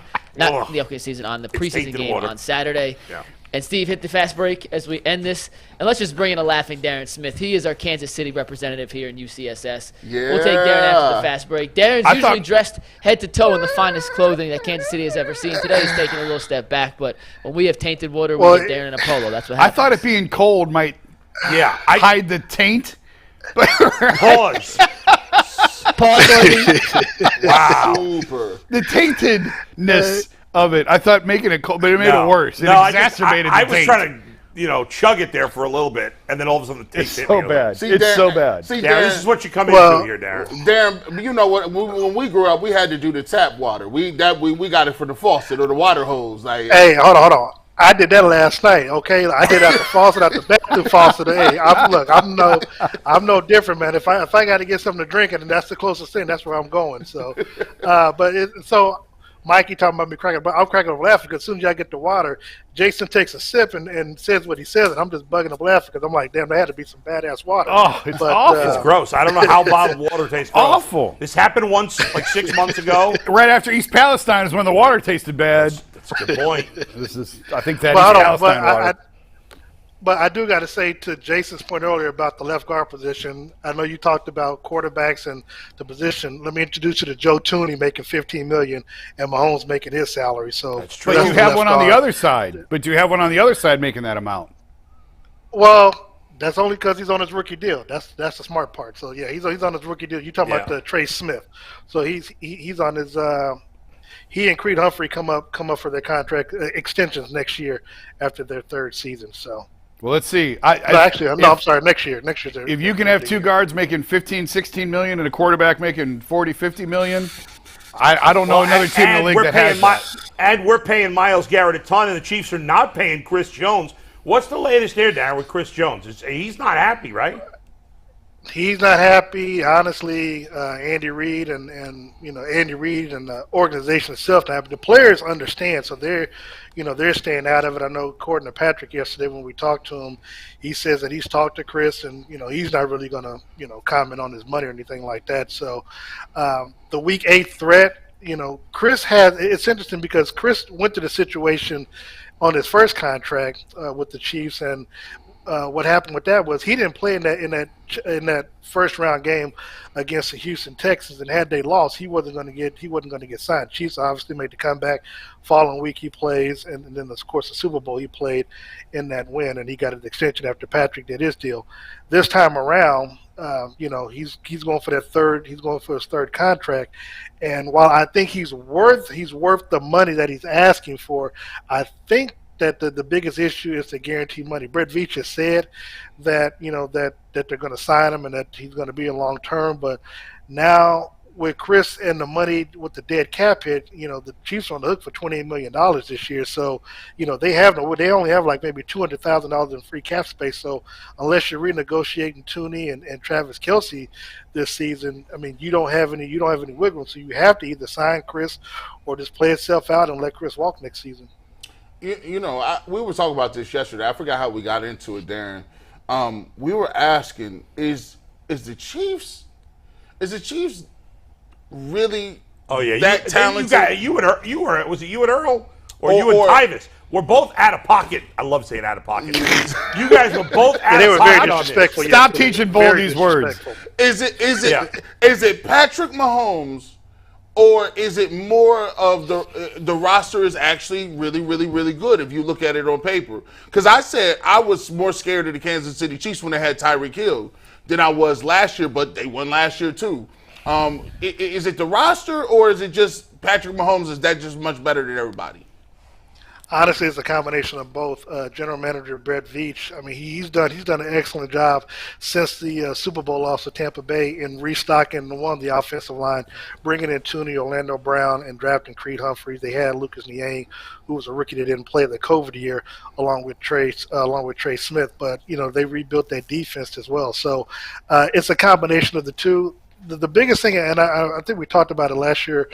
On your show, Garrett, is the fact that when Kansas City made the move last year in trading Tyreek Hill, what it essentially did was it put the defense on notice that you could probably double Travis Kelce, but you never knew where Patrick was going to throw the football around. And so obviously you had Juju, you drafted Sky Moore, and the collective talent that they got signing MVS as well. You never knew where Patrick was going to go with the football, and so what you see on 1st and 10, you could easily see on 3rd and long or 3rd and short with the same offense with Pacheco in the backfield along with Jerick McKinnon. So the Chiefs had so many weapons offensively that you never knew that you really couldn't double anyone.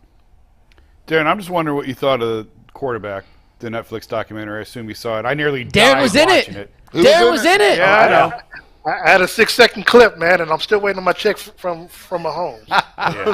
What did you think about how they portrayed Patrick and just the whole series? What stood out as someone who's around him all the time? What jumped out to you about it? We lost Darren. We lost your audio, Darren. Hey, Darren, either mute yourself. No, you're fine. You're fine. Yeah. So the intensity is what I liked about it. I think he took a lot from Tom Brady. After the first AFC Championship loss and the conversations that they had, the biggest thing that I saw is that he works just as hard away from the facility that he does at the facility. With his trainer Bobby. And so when I watched it, I just saw what he is in practice and what he is in the barbershop and what he is game day. That's the same Patrick all the way around. He's a good guy on and off the field. People ask me all the time, is he a fake? Is he a phony? Literally what you saw on there is exactly who he is day to day. His brother seemed to be really minimized in that. Was minimized. that by design? There was like a couple of clips of him here and there. That was it. That was exactly by design. Ted Cruz, who's the Chiefs PR person, was given a lot of credit for the editing. And yes, that was exactly by design. His wife came off good too. She came off very well. She's been annoying in the past as well. And I thought that they shined a good light on her. Well, first of all, one thing I will not do, I won't say anything about his brother or his wife. Nope. After what the NFL did to Jim Trotter, I'm keeping my credentials. Damn. Hey, you on no smoke? Yeah, no doubt. By the way, Patrick Mahomes has got to be one of the most There's no way you can hate Patrick Mahomes. Like, he's the rival of the two teams I care most about, and I love him. I got nothing bad to say about him whatsoever. But my favorite part of this I should have been a but. There was not an appropriate but. But my favorite part of the documentary, Darren, of course, as I'm sure you can imagine, which makes it I love the fact when his dad was asking him, who do you think's going to win and who do you want to play? And he's like, well, the Bengals are the better, the Bills are a better matchup for us, but I want to play Burrow. I want to play the Bengals. And that tells you all you need to know about Mahomes. I love that. I wonder what the Bills took of that. I don't know, but what did you think of that when you saw that part? Well, I knew that because we asked him that after the game, after the divisional game, and so we kind of knew his answer. I mean, he gave the political answer, but when we got off the podium and in the back where the family is, that's he told us that as well. So, I mean, I felt the same way because the whole talk the entire weekend was, whether or not if Buffalo wins, then you got to play that game at a neutral site down in Atlanta, and if Cincinnati wins, and you had the whole Burrowhead comment that grew into a life of his own. But also the players wanted it because they had lost 3 games in a row, and every game that they lost to Cincinnati was basically from the Chiefs' own doing. They I forgot what happened the first time around last year, but the team collapsed in the second half of the AFC Championship game where they were up initially 18 points and then I think 10 or 11 coming out to half, and then the offense just completely just fell off, and then this time around, the last time they played in Cincinnati, Travis Kelce got stripped of the football. As they were going to try to punch in the go-ahead touchdown, and so so in the back of their mind, that's just how they're wired. They want to play the best, and at the time they felt that Cincinnati was the best, and Cincinnati did pose the greatest threat because the Chiefs had lost to them 3 times in a row. Buffalo gets Kansas City in the regular season, but when the chips matter the most, you kind of knew that Josh Allen would do something that would put them in a position to lose the ball game. Damn. We talked about it a little bit earlier, Darren, about, getting Deshaun Watson. And Deshaun had some comments saying, hey, I shouldn't be mentioned in the top 10. I missed 2 years off. From when we talked about it a little bit was, back when he was playing at his peak, You know, he was a guy that was mentioned along the lines of Patrick Mahomes. Now, obviously, Patrick has took his game to a whole new level, being what he is today. But if you can get a Deshaun Watson that is playing at a 2020 level, where would you put him amongst the quarterbacks like a Allen, a Herbert or Burrow, guys in the AFC? You know, you got Rodgers there as well. Where would you put him if you say, all right, let's slide 2020 Watson in that list, and where does he rank? Well, first of all, not to be disrespectful, and it's a conversation for another day. Don't ever put Justin Herbert in the top 5 with Mahomes. That's a conversation for another day. Shots fired. No, that's real. But if you had 2020 Deshaun, I'd put him at number 3 at best. And at worst, I put him at number 3. At best, I put him at number 2. It's interesting because the last 2 weeks traveling to these preseason games, I'm watching on ESPN the 2016 and the 2017 national title games, and I'm sitting watching like, man, if this guy shows up with the talent that you all have, I've been obviously watching the show every day and know what's going on when it comes to the Browns. If he plays anywhere near 2020 and before that, because this is the best collective talent that he's had since his college days, I have no reason whatsoever to not believe that that you all can at least get to the AFC Championship game. Like, you ain't beating the Chiefs to go to the Super Bowl, but you can at least get to the AFC Championship game. Chiefs are going down this year, Darren. They're going down. Well, kind of along those lines, obviously everyone here in Cleveland's excited and feel like the Browns are right there with any team in the AFC. But outside of Cleveland, what is the view? How are the Browns viewed as a whole? Are they considered a legitimate threat in the AFC, or are they just looked at as just sort of an afterthought? Honestly, they're probably still looked at as an afterthought. My sister, she's probably watching, and she was like, I don't like him. I'm like, well, you like me, watch the show. And so, for me, the biggest thing is people can't, and I get it.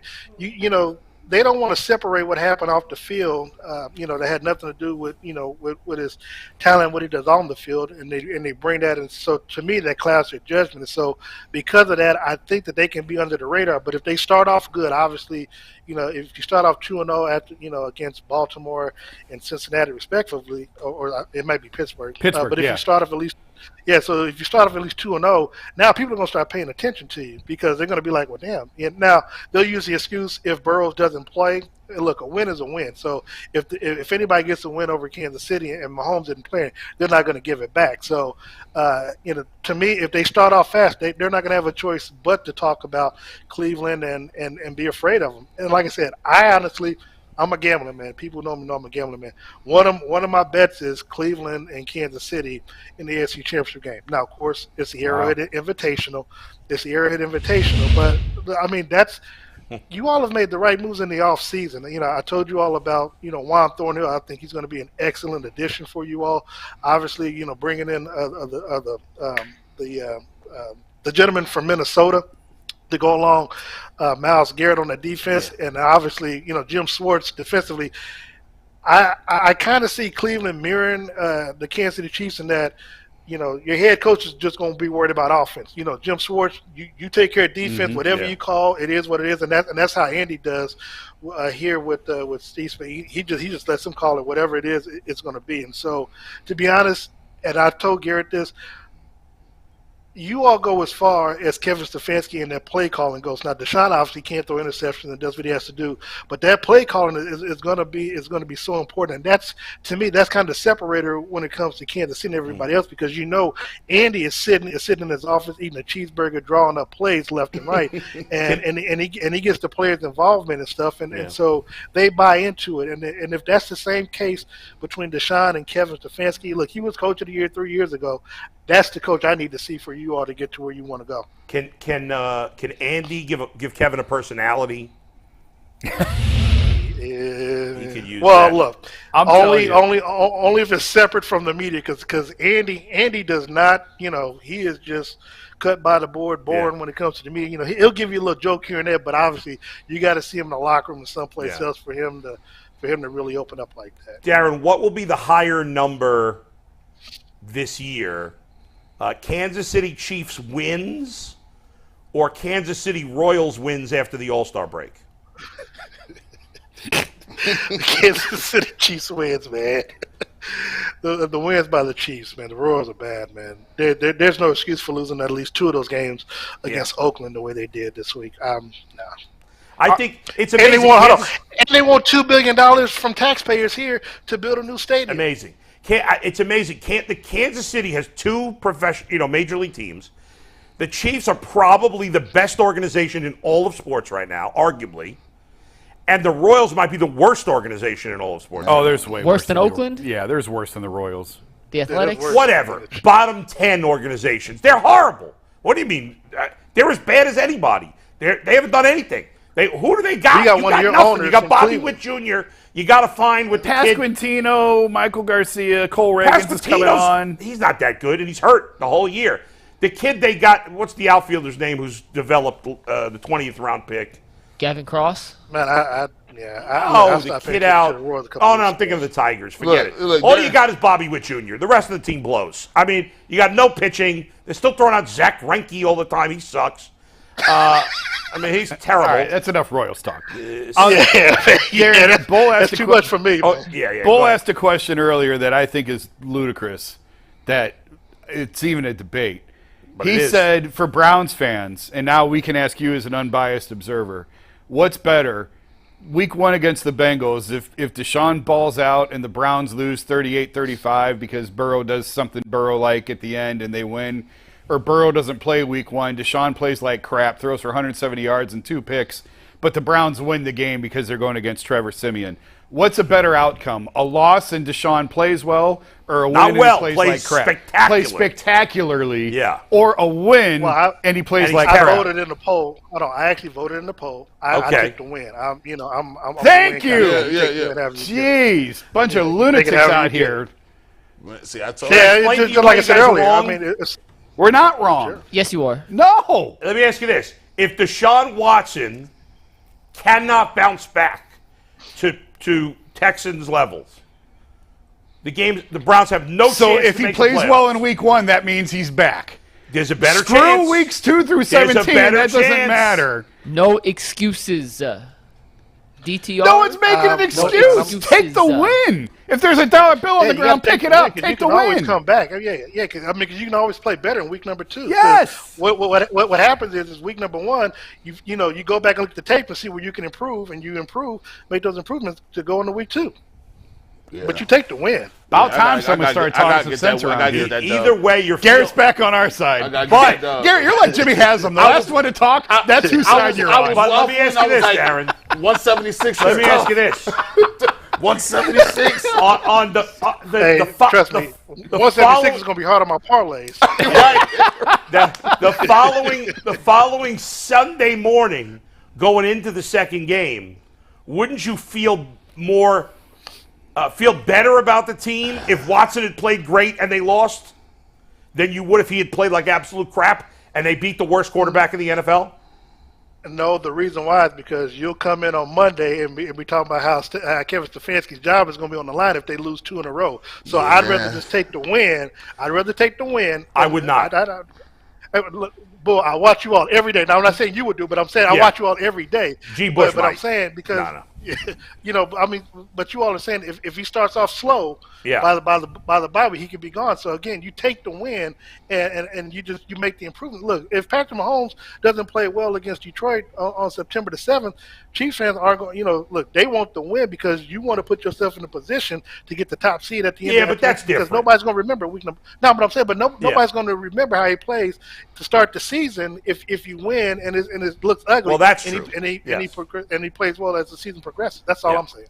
In the NFL, more than any other sport, you need the win. Baseball, basketball, there's so many games. You can have Don't a. stick baseball with basketball. I'm just saying, Basketball 82. regular season has no meaning whatsoever. No, I'm 82 Baseball and needs to 162. You can have a moral victory every At now le- and then. NFL, you got to get that win. I hear Period. Hey, and it's a division You're game. more too? you're more likely to get the double-digit wins to make the playoffs with a great Deshaun Watson than you are with a 13-6 win over Trevor So because he Siemian. sucks in week 1, he can't go on and be You're going great to panic. weeks 2 through There's going to 7. be full panic if he plays like crap in week 1. Full panic. There is Win or lose, no- there'll be full panic. Unless you just throw up all over your shoes like they did against the Jets. Rarely does 1 week bleed into the next. It's all a whole new week. Darren, good stuff as always, buddy. We'll talk to you again in season, man. Thanks for bringing some common sense to the conversation, We'll talk to you buddy. soon. Anytime, fellas. All right, I got to go great back to Darren watching Smith y'all from now. KC. We love talking with him. He's Darren awesome. really is an OG, Steve. You can hit a fast read He's for the me real best. quick. But Darren watches every day and if he doesn't watch Yeah. it live. He'll text me, Earl, or G Yo. later and be like, yo, I saw y'all did this. That was cool. Yeah. Earl wanted me to tell Darren that he picked the Browns to make the AFC Championship game this year. So I know Darren, he's still in the queue. He's still listening. And That was Earl's pick to play the Chiefs in the championship. Darren, your mic's not high. Hey, so you can't find out- talk. But find that out- is on the ahead. Earl's thing. And we can end the fast read with one last thing. Hit that like button. Hit the subscribe button. We got some really cool things in the works. And I got some news for y'all after the show that I can tell you. Ooh, I like that. And by the way, go ahead. I want Earl to weigh in. Ask him what he'd rather do. Deshaun played I'd be lousy curious. Because in a he loss. didn't Earl have Earl, a funny- text us when you hear this in 30 seconds. Yeah, and by the way, Darren, shout out to him. Darren is like, listen, if they bring in an Ultimate Cleveland Sports Show to Kansas City, he said I got to be on the show. I'm Yeah, Ultimate Kansas definitely. City. I've talked to Darren about Do we have stations in doing Kansas stuff. City? Technically, is one of the issues, but we're listen. Oh, that doesn't boy, mean that it's not is- that possible. was terrible. Doesn't That mean was it's not embarrassing. possible. That All was right, guys, as bad we as have the to wrap drop up pop-up. here Yeah. with the second edition of What's More Likely. We did this before. Yes. I took some of your feedback into I feel consideration. like we just did one. Or maybe not a what's more, but two crazy. Yeah, When right. Bo put that out there earlier, I was like, he's going to steal my damn thunder. Got But you. you didn't, and I appreciate it. All right. So the rules for this. Yes. We're assuming 17 We're games of assuming health. health for both players. Assuming health for all of them. Okay. There are 9. We have 3 personal, 6 football. Yeah. Let's have a little fun. Here we go. With the first one. What's more likely to happen this season? Deshaun Watson throws 45 touchdowns or Nick Chubb rushes for 20? That's a great one. Dang. Again, we're assuming full health for both guys. Man, you be playing around, bro. Who's Deshaun Watson, 45. I told you I need 4,800. I told you I need 40 touchdowns. Both of those are very unlikely. Those are rare numbers for a quarterback or a running back. I mean, but didn't Chubb have 15 last year? Nick Chubb's career high is 12. Well, it doesn't say rushing touchdowns. Oh, no, it is total. rushing. Just for the graphic, it's rushing touchdowns. Rushing Just rushing? Do you want to add receiving as well? I'm going to go with Watson, 45 touchdowns. I'll If Does it's- take it Watson. change if it's total touchdowns? If it's total touchdowns, I would lean towards Nick Chubb. I think both are a stretch, obviously. Let's go with total then. G, does it Total, change your if it's answer with total touchdowns for Nick Chubb, I would go Nick Chubb 20. If it's total, I'm going Deshaun Watson because I think Deshaun Watson can get 6 on the ground. That's true. Oh, yeah, you're right. Nick's, if you add in receiving touchdowns, his career high is 13. Not 12, 13. So I will still take Deshaun in 45. You talked me into it. I'm going Watson also. I wasn't thinking about his rushing touchdowns if we go all purpose. 45 is bonkers. If you added rushing touchdowns, that's the extreme, but Yeah. Nick Chubb's not getting 20 touchdowns. No. So we'll He all can't go even get Watson. 20 carries a game. How's he going to get 20 touchdowns in a year? All right, number 2. Assuming full health. Yes. What's more likely to happen this year? Amari Cooper, 1,300 receiving yards, or Elijah Moore, 1,200 all-purpose yards? So easy. Amari Cooper, 1,300 yards. That's insane to think anything else. All-purpose yards. How many, But how many yes. rushing yards do we think Elijah Moore is going to get? 50? He ain't returning 70? kicks. He ain't returning kicks. Yeah, I Yeah. mean, it's just they're not giving him the ball 5 times a game. What Cooper have last year? We just talked about this. 1,200? He had close to 12, 1,150. Yeah, I would say Amari 13. Amari Cooper. This is where the Elijah Moore you should have done hype it. is You should. The offense, going off the rails. The offense is running around Elijah Moore. I think you should have had Amari up another 100 and Moore down another 100. So I had Then it would've Moore been lower, and everyone told me, oh, they're going to pick Moore. That's too easy. No. So I actually upped the Moore, and maybe that tough. was Look who the you wrong dealing choice. with here, Earl and Anthony. My production people, don't hate Yeah, on but him. Earl and Don't you Anthony don't are you like dare living in slander La La Land, Earl, those Steve two. Becker, director Steve and Anthony. I'll kill your mic. Can you kill my mic and not theirs? Can you do that? Steve, do it real quick. Hey, Bull, talk. Hello. No one can hear you. You're coming up echoey as hell off their mics. Turn it back up, Steve. Thank you. All right, you're out of timeout. All right, next one. Yeah. This is my favorite one. We should do that. 10-second timeout. That's What's funny. more likely to happen? Director Steve goes 16-0 on his Week 1 NFL picks, or Jason Lloyd dunking on a 10-foot Oh, this basketball is hoop? easy. That's easy. It's Steve. Steve. At least he can. You could guess it's possible. They- Jason couldn't possibly dunk a basketball. I need a trampoline and a pogo stick to get to 10 feet. Actually, if he ran really fast, right, and he jumped I think 2 people can lift him up high and make him dunk. What about a Like- 9 foot? Does it change if it's a 9 Like, foot? so if he jumped, I No. can catch him by the waist, pause, and just go put him up. He probably could do it. All he needs is a little boost. I don't even know if I could dunk on a 6-foot rim. Jason, you couldn't even dunk on a 9-foot rim, could you? A few years ago I could? Probably not now. All right. Probably not now. But 16-0. Were you able to dunk in your prime? Stop. Why would you ask that question? Any Division I athlete. I don't know. You're a large human being. Dustin Fox is a white guy, and he dunks. Yeah, but Dustin's a defensive back. You were a defensive lineman. The white DBs are extinct. Yeah, but to be a white DB, you got to be an absurd athlete. See, Yeah. Dustin had some hops back in the jump- day. He could dunk. He can still I dunk. assumed you could dunk in your Yeah, prime, of but course, you never know what you. Of course. right. All right, fair enough. The last dunk I got. I apologize was for probably, insulting you by asking you if you could do it. What's funny is when Mike, we- you can't dunk, right? I can dunk with a tennis ball, not a basketball. Now, I can dunk with a tennis ball. What is that? Who It's cares what if you people who dunk with a can't tennis dunk ball? a real basketball do to make it feel like they can dunk. if I throw it in front of the rim and you catch a oop, can you get it? I've never actually caught one, but I do think back in my heyday, like I could have, yeah. Yeah, if we throw it up. Some people can't palm a basketball. Oh, wait a second. You never practiced that in practice? So in college, Yeah. we had 15 guys on the team, and I'd say 13 could dunk. Yeah, and you were the one who And, couldn't. You yeah, were one other guy. Me and Eli couldn't. But we also had guys who were very athletic, so whenever we would do dunks, they would do their stuff. I'm like, I'm not trying. That would hurt myself. Like, Yeah, all right. I was not All right. an Now, athletic flyer. I mean, was Steve, quick. Steve, the odds of anybody going 16-0 or whatever it is in picks is very slim, but at least that's possible. Going up ain't the problem. Coming down is the problem. Oh, God, yeah. Yeah. Hurts coming down. I think I have a 2-inch vertical. Real quick, You got to. More than that? quick, Mary Kay tweeted, Kevin Stefanski says Dobbs will be ahead of DTR on the quarterback depth chart. I course don't he think is. that's a Oh, yeah. surprise. I think we said that earlier. Yeah, we told course he y'all. was. Dobbs is going to be number Yeah. 2 no matter what. So told y'all. Kevin backs it up. All right, next, Mike. All right, next up, what's more likely to happen this season? David Njoku catches 11 or more touchdowns, or David Bell catches 3? Well, that's a good one. That is a good one. I'm going to say, how many did Njoku have last year? 7? I believe 6, and I don't have internet, so we're This gonna is have to go bad. with I'm 6 or good. 7. I'm going taking David David. Bell. I'm going I'm taking Njoku. Njoku. I'm taking David. I'm taking David Bell. I'm taking David. Taking David Bell. 3 ain't that little Yeah, but how many? little option round on the goal line and slant. At best, he's their 6th pass catcher. One At of them best. dudes gonna get hurt. He's gonna be in the game, and they go throw the ball more. I don't think there's 11 touchdowns. 11's is a lot. It's a boatload. David Bell had 24 catches last year for 1 touchdown. I don't think either of these is going to happen. But if I had to pick, I would go Njoku at 11. I would take David.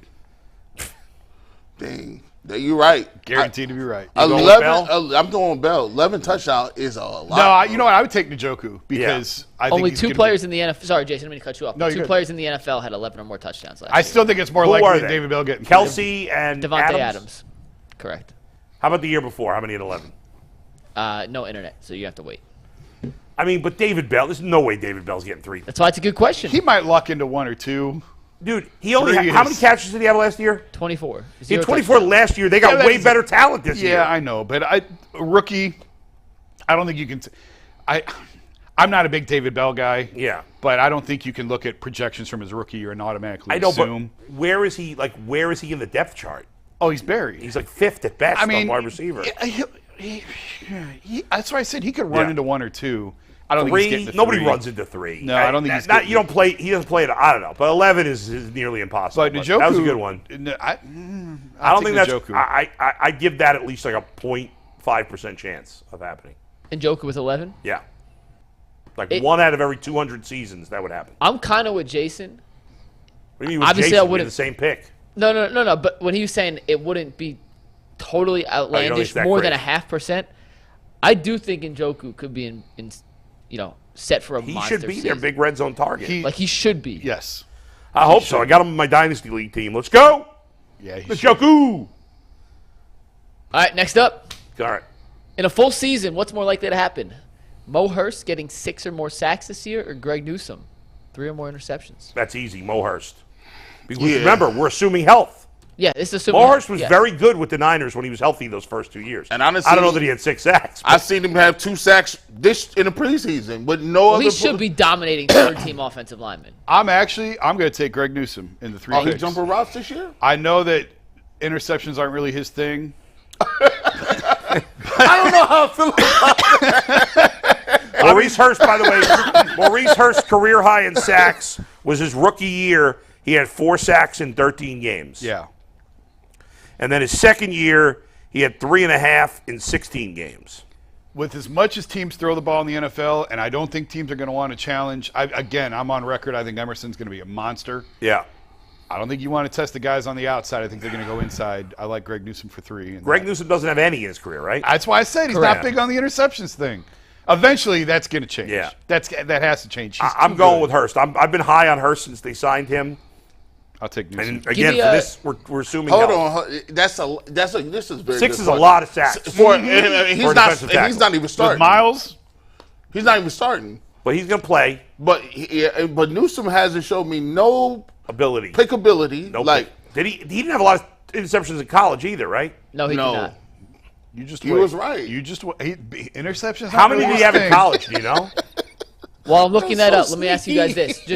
Jason, we'll start with you and with Bull. Percentage chance either of those happens. So give me a percentage chance for Hurst and then a percentage chance for less Newsome. than 5% for Hurst, 10% for Greg. I would say 2% for Hurst and 1% for Greg. 5% for Hurst, 4 for Greg Newsome. I mean, that's social sneak. But Greg Newsome had 1 interception in 3 years in college. As much as teams throw the ball in the NFL, I mean, look who's. I mean, does he have high school picks? Can we move some of the high school picks? So he has played. Hey, Greg, don't let me down. I bet on Mike Miller to win a playoff game, and it never came true. You better not let me Greg down. Newsome only played 20 games in college. He has 5 picks in his 1 pick in his last 5 seasons. That's crazy. He only played a total of 20 games in college. He's never played a full season college or pro. He's played 47 games between Northwestern and the Browns. 47 games in the last 5 years, which is an average of 9 a year, not good. And he has 1 interception. You wait till he has 3 this year. I'm going to dunk on all y'all on a 9-foot rim. And Newsome's good. I mean, he does a really good job sticking with guys. He just Maurice Hurst sacks per game. It's just not his thing. All right, what's the next one, Mike? All right, what's more likely to happen, assuming health for 17 games, JOK recording more than 100 tackles, or Myles Garrett forcing 5 fumbles? I seen Myles Garrett get 3 forced fumbles in like a drive once. How many forced fumbles did Myles Garrett have last year? Never more than 5 in a season. That seems pretty easy. JOK's not getting 100 tackles. I don't know. They had starting safeties. linebacker in 17 games? They had safeties getting 100 last year. They had 2 safeties get 100. Can he tackle? We're going to find out. We gonna see. This is a tough one. I'm going Myles Garrett every time, though. I can't. Myles Garrett had 2 forced fumbles last year and 1 the year before. I'm going to take Myles in 5 because he had 4 in 2020, so he's right there. And he's not. There's no way they can double team him as much this year because he's got way better talent around him. The only, if it wasn't for the Elijah Moore and Dorian Thompson-Robinson insanity, we would have to talk more about the JOK insanity. Everybody seems to be just ignoring the fact that the best linebacker in the modern history of the Browns has said this guy can't play. We hope that's fixed. we hope that's fixed, bro. Like don't get it twisted. He has crazy talent. Like he's fast. He's like the new age guy. I saw him make a nice tackle the other day. Hopefully, if he's not the focal point of what they're doing and he could just roam around and tackle people. But he doesn't have the natural instincts, does he? No. I mean, he's got crazy athletic ability. Yeah, but that's just. We'll see. I mean, JOK's career high in tackles is 76. Miles had 4 forced fumbles a couple years ago. Yeah, I'm going to bet on Myles Garrett over JOK every time, no matter what the category is. Yeah, I'll take Myles over JOK. I'm going to take that. All right, we got 3 more here. What's more likely to happen in 2023? Adam the Bull throwing up on set again? Or Tyvis admitting he's not? Oh, both throwing up. No question, it's both throwing up. Well, I mean, I've only thrown up once. That's more than Tyvis has trying to ever think if I admitted. ever threw up when I was on the radio. I did take a dump while doing a game once. But Yeah. Tyvus ain't ever admitted Tyvus he ain't going the down GOAT. like that, He's bro. not the GOAT. We Yeah, have it's evidence probably that me. Bull I'm- has thrown up on set. I'm going to go with me throwing up too. yeah. And all depends on, we might get a bad sandwich somewhere. I mean, when Bull goes on a laughing fit, it looks like he's just going to die right I there. know. in the he chair. can throw up from He laughing. can throw up That's from true. laughing. Yeah, There have been a couple of times I came close to throwing up from laughing. That's Yeah, true. yeah. Some I'm taking really strikes Bull. me. It's gotten close. Yeah. Have That's you fair. had the like throw yourself back in the chair on air where it's uncontrollable that I've seen from IG videos out of you? Have you Yeah. had an instance of that on the show? Yeah, there's been a couple. Have There's there? been a couple. Oh, yeah. Okay. Oh, yeah. But not recently, I mean though. the Why? I will, Tyvus said Jesse No, you Smollett. got to say it now. the hair. Yeah, there was that one with the guest. Oh, yeah. The That hair. was so crazy. That was yeah, so we out had of the pocket. guest. A that? certain Oh, yes, you a do. certain basketball Oh, guest. yeah, yeah. Okay. Tyvus also said Jesse Smollett one day, and I forget the context of what he was talking about, but Bull slid almost out of his chair. Those are my favorites. Yeah, yeah.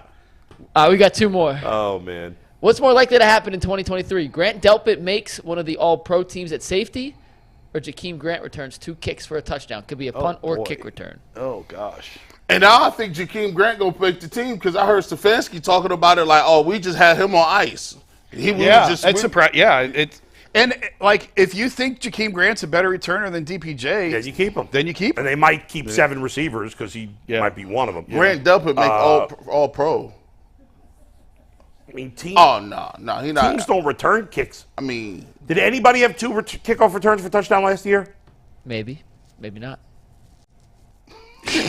All of a sudden, you're not giving us information? I don't have the internet. I don't have internet. I mean, you got a phone. No matter how many times you ask, he still doesn't But have you got internet. a phone. like he sound like the He's song. you look doing at me for a meeting. 77 things back there. You're looking at me. I have to hold the button to talk to you. So first off, there's one hand. I'm a lefty, so now I'm trying to look it up on my right What hand. a jacked up system we have. Give me Delpit. Give me Delpit. All pro. That means you have to be one of the 2 best safeties in I'm the conference. aware. I don't think Jakeem Grant's returning too. It's a tough one. I guess I got to go with you there. I'll go with Grant Delpit, making all pro. I mean, neither of these is going to happen. The odds that somebody I returns think Jakeem Grant is going to return some punts. He'll get 2 good. No, but it says kicks only. No, it was kicks and punts. It was punts. Oh. It could be punts. Oh, now I'm switching up. Yeah, Grant- I'm going to go Grant returns 2 for touchdown. because the Grant Delpit want to Even make. though it's still unlikely. The Grant Delpit want to be an all pro. He had to have like 3 picks. He's had like half a some good forced season. fumbles. The idea that he's become as an all pro. He'd have to be a playmaker. Like Yeah, he'd have to have. He'd be I taking- like Grant Delpit. I think he's going to be pretty good this year, but I'm going to flip. I'm going to flip to Jakeem Grant. It is funny. I'll take Grant. We made this question, and literally 7 minutes later, the video came out that he got hurt, and I was like, damn it. But we're going to still go with it. And it didn't turn out to be serious. So, you guys ready for the last one? Water's awful. Yeah. So bad. I can't even take another sip. All right, last one. Can you What's guys more get a likely to different happen? case for tomorrow's show? Say it again. You get a different case of water for tomorrow. Yeah, it's going to taste the same. It's all from the same thing. We'll All try, right, though. I'll Bull. buy a case and bring buy it it. in. Yeah, maybe I'll do that too. We'll both All right, buy a case. last question. What's more likely to happen this year? The Browns reach the AFC Championship game Oh, boy. or miss the playoffs Oh, altogether? God. You're trying to get me killed.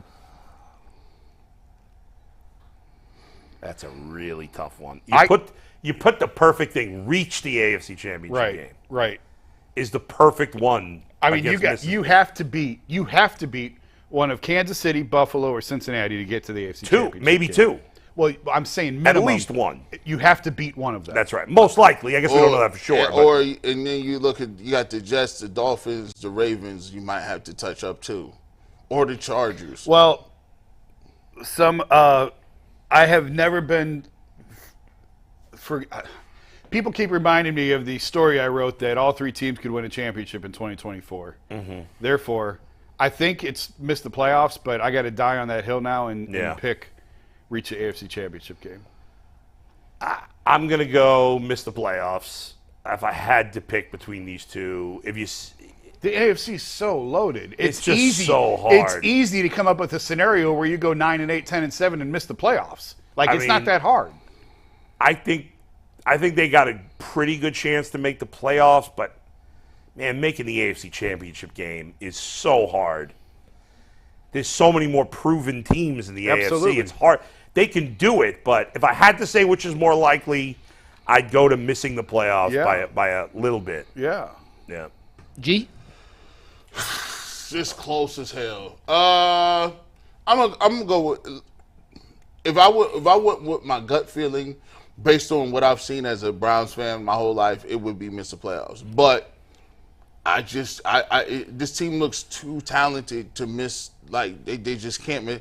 So I'm gonna go with the championship, make it to the AFC Championship game. Give me the percentages for each, just like we did with Hurst and Newsome. Percentage they reach the AFC Championship, percentage they miss the playoffs. Percentage chance they reach the AFC playoffs. I would say the AFC Championship game is 15%.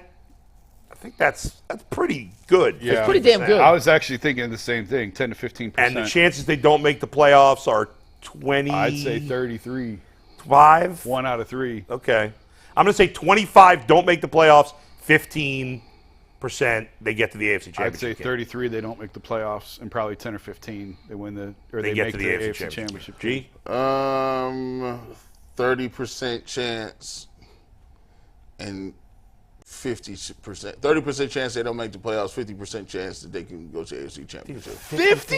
Yeah, I think it's half. Wow. Because here's the thing, my goal is Vegas will disagree with you there. if you win the division, you get a bye, right? No. No.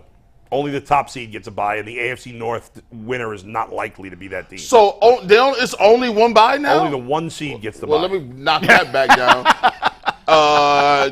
32%. See, these are things foreign You to got to Browns win 2 fans. games. Unless you're the 1 seed, you got to win 2 games. To get 30, to the AFC. 30, get there. 32% and 30% they don't make it. Okay. You may have to beat, you're right, you may have to beat both. Yeah. Bengals, Bills, Chiefs. You may have to beat 2 of those. Especially 3. if they're a wild card team. That's exactly Dang, right. bro. You I- definitely have to beat 1. You may have to beat 2. And they changed that recently, right? Because They I went could to have 7 teams. Yeah. That was tough. Yeah. Whew. All right, Mike. That's all I got. We got That some was final mine. thoughts. Anybody got a thing? That's it, man. I already burned mine. Happy anniversary to my wife. Putting up with me for 15 years. That's my final thought. Yeah. G? Subscribe to the Ultimate Cleveland Sports Show. Get the barbershop, too. Don't play around. Yes, please subscribe to my YouTube channel as well. Subscribe Check to it out. the Ultimate Cleveland Sports Show YouTube channel, which G. Bush's Barbershop will expand 3 p.m. live every Monday until Wednesday, starting the Wednesday before the NFL season, the day before the Thursday night opener.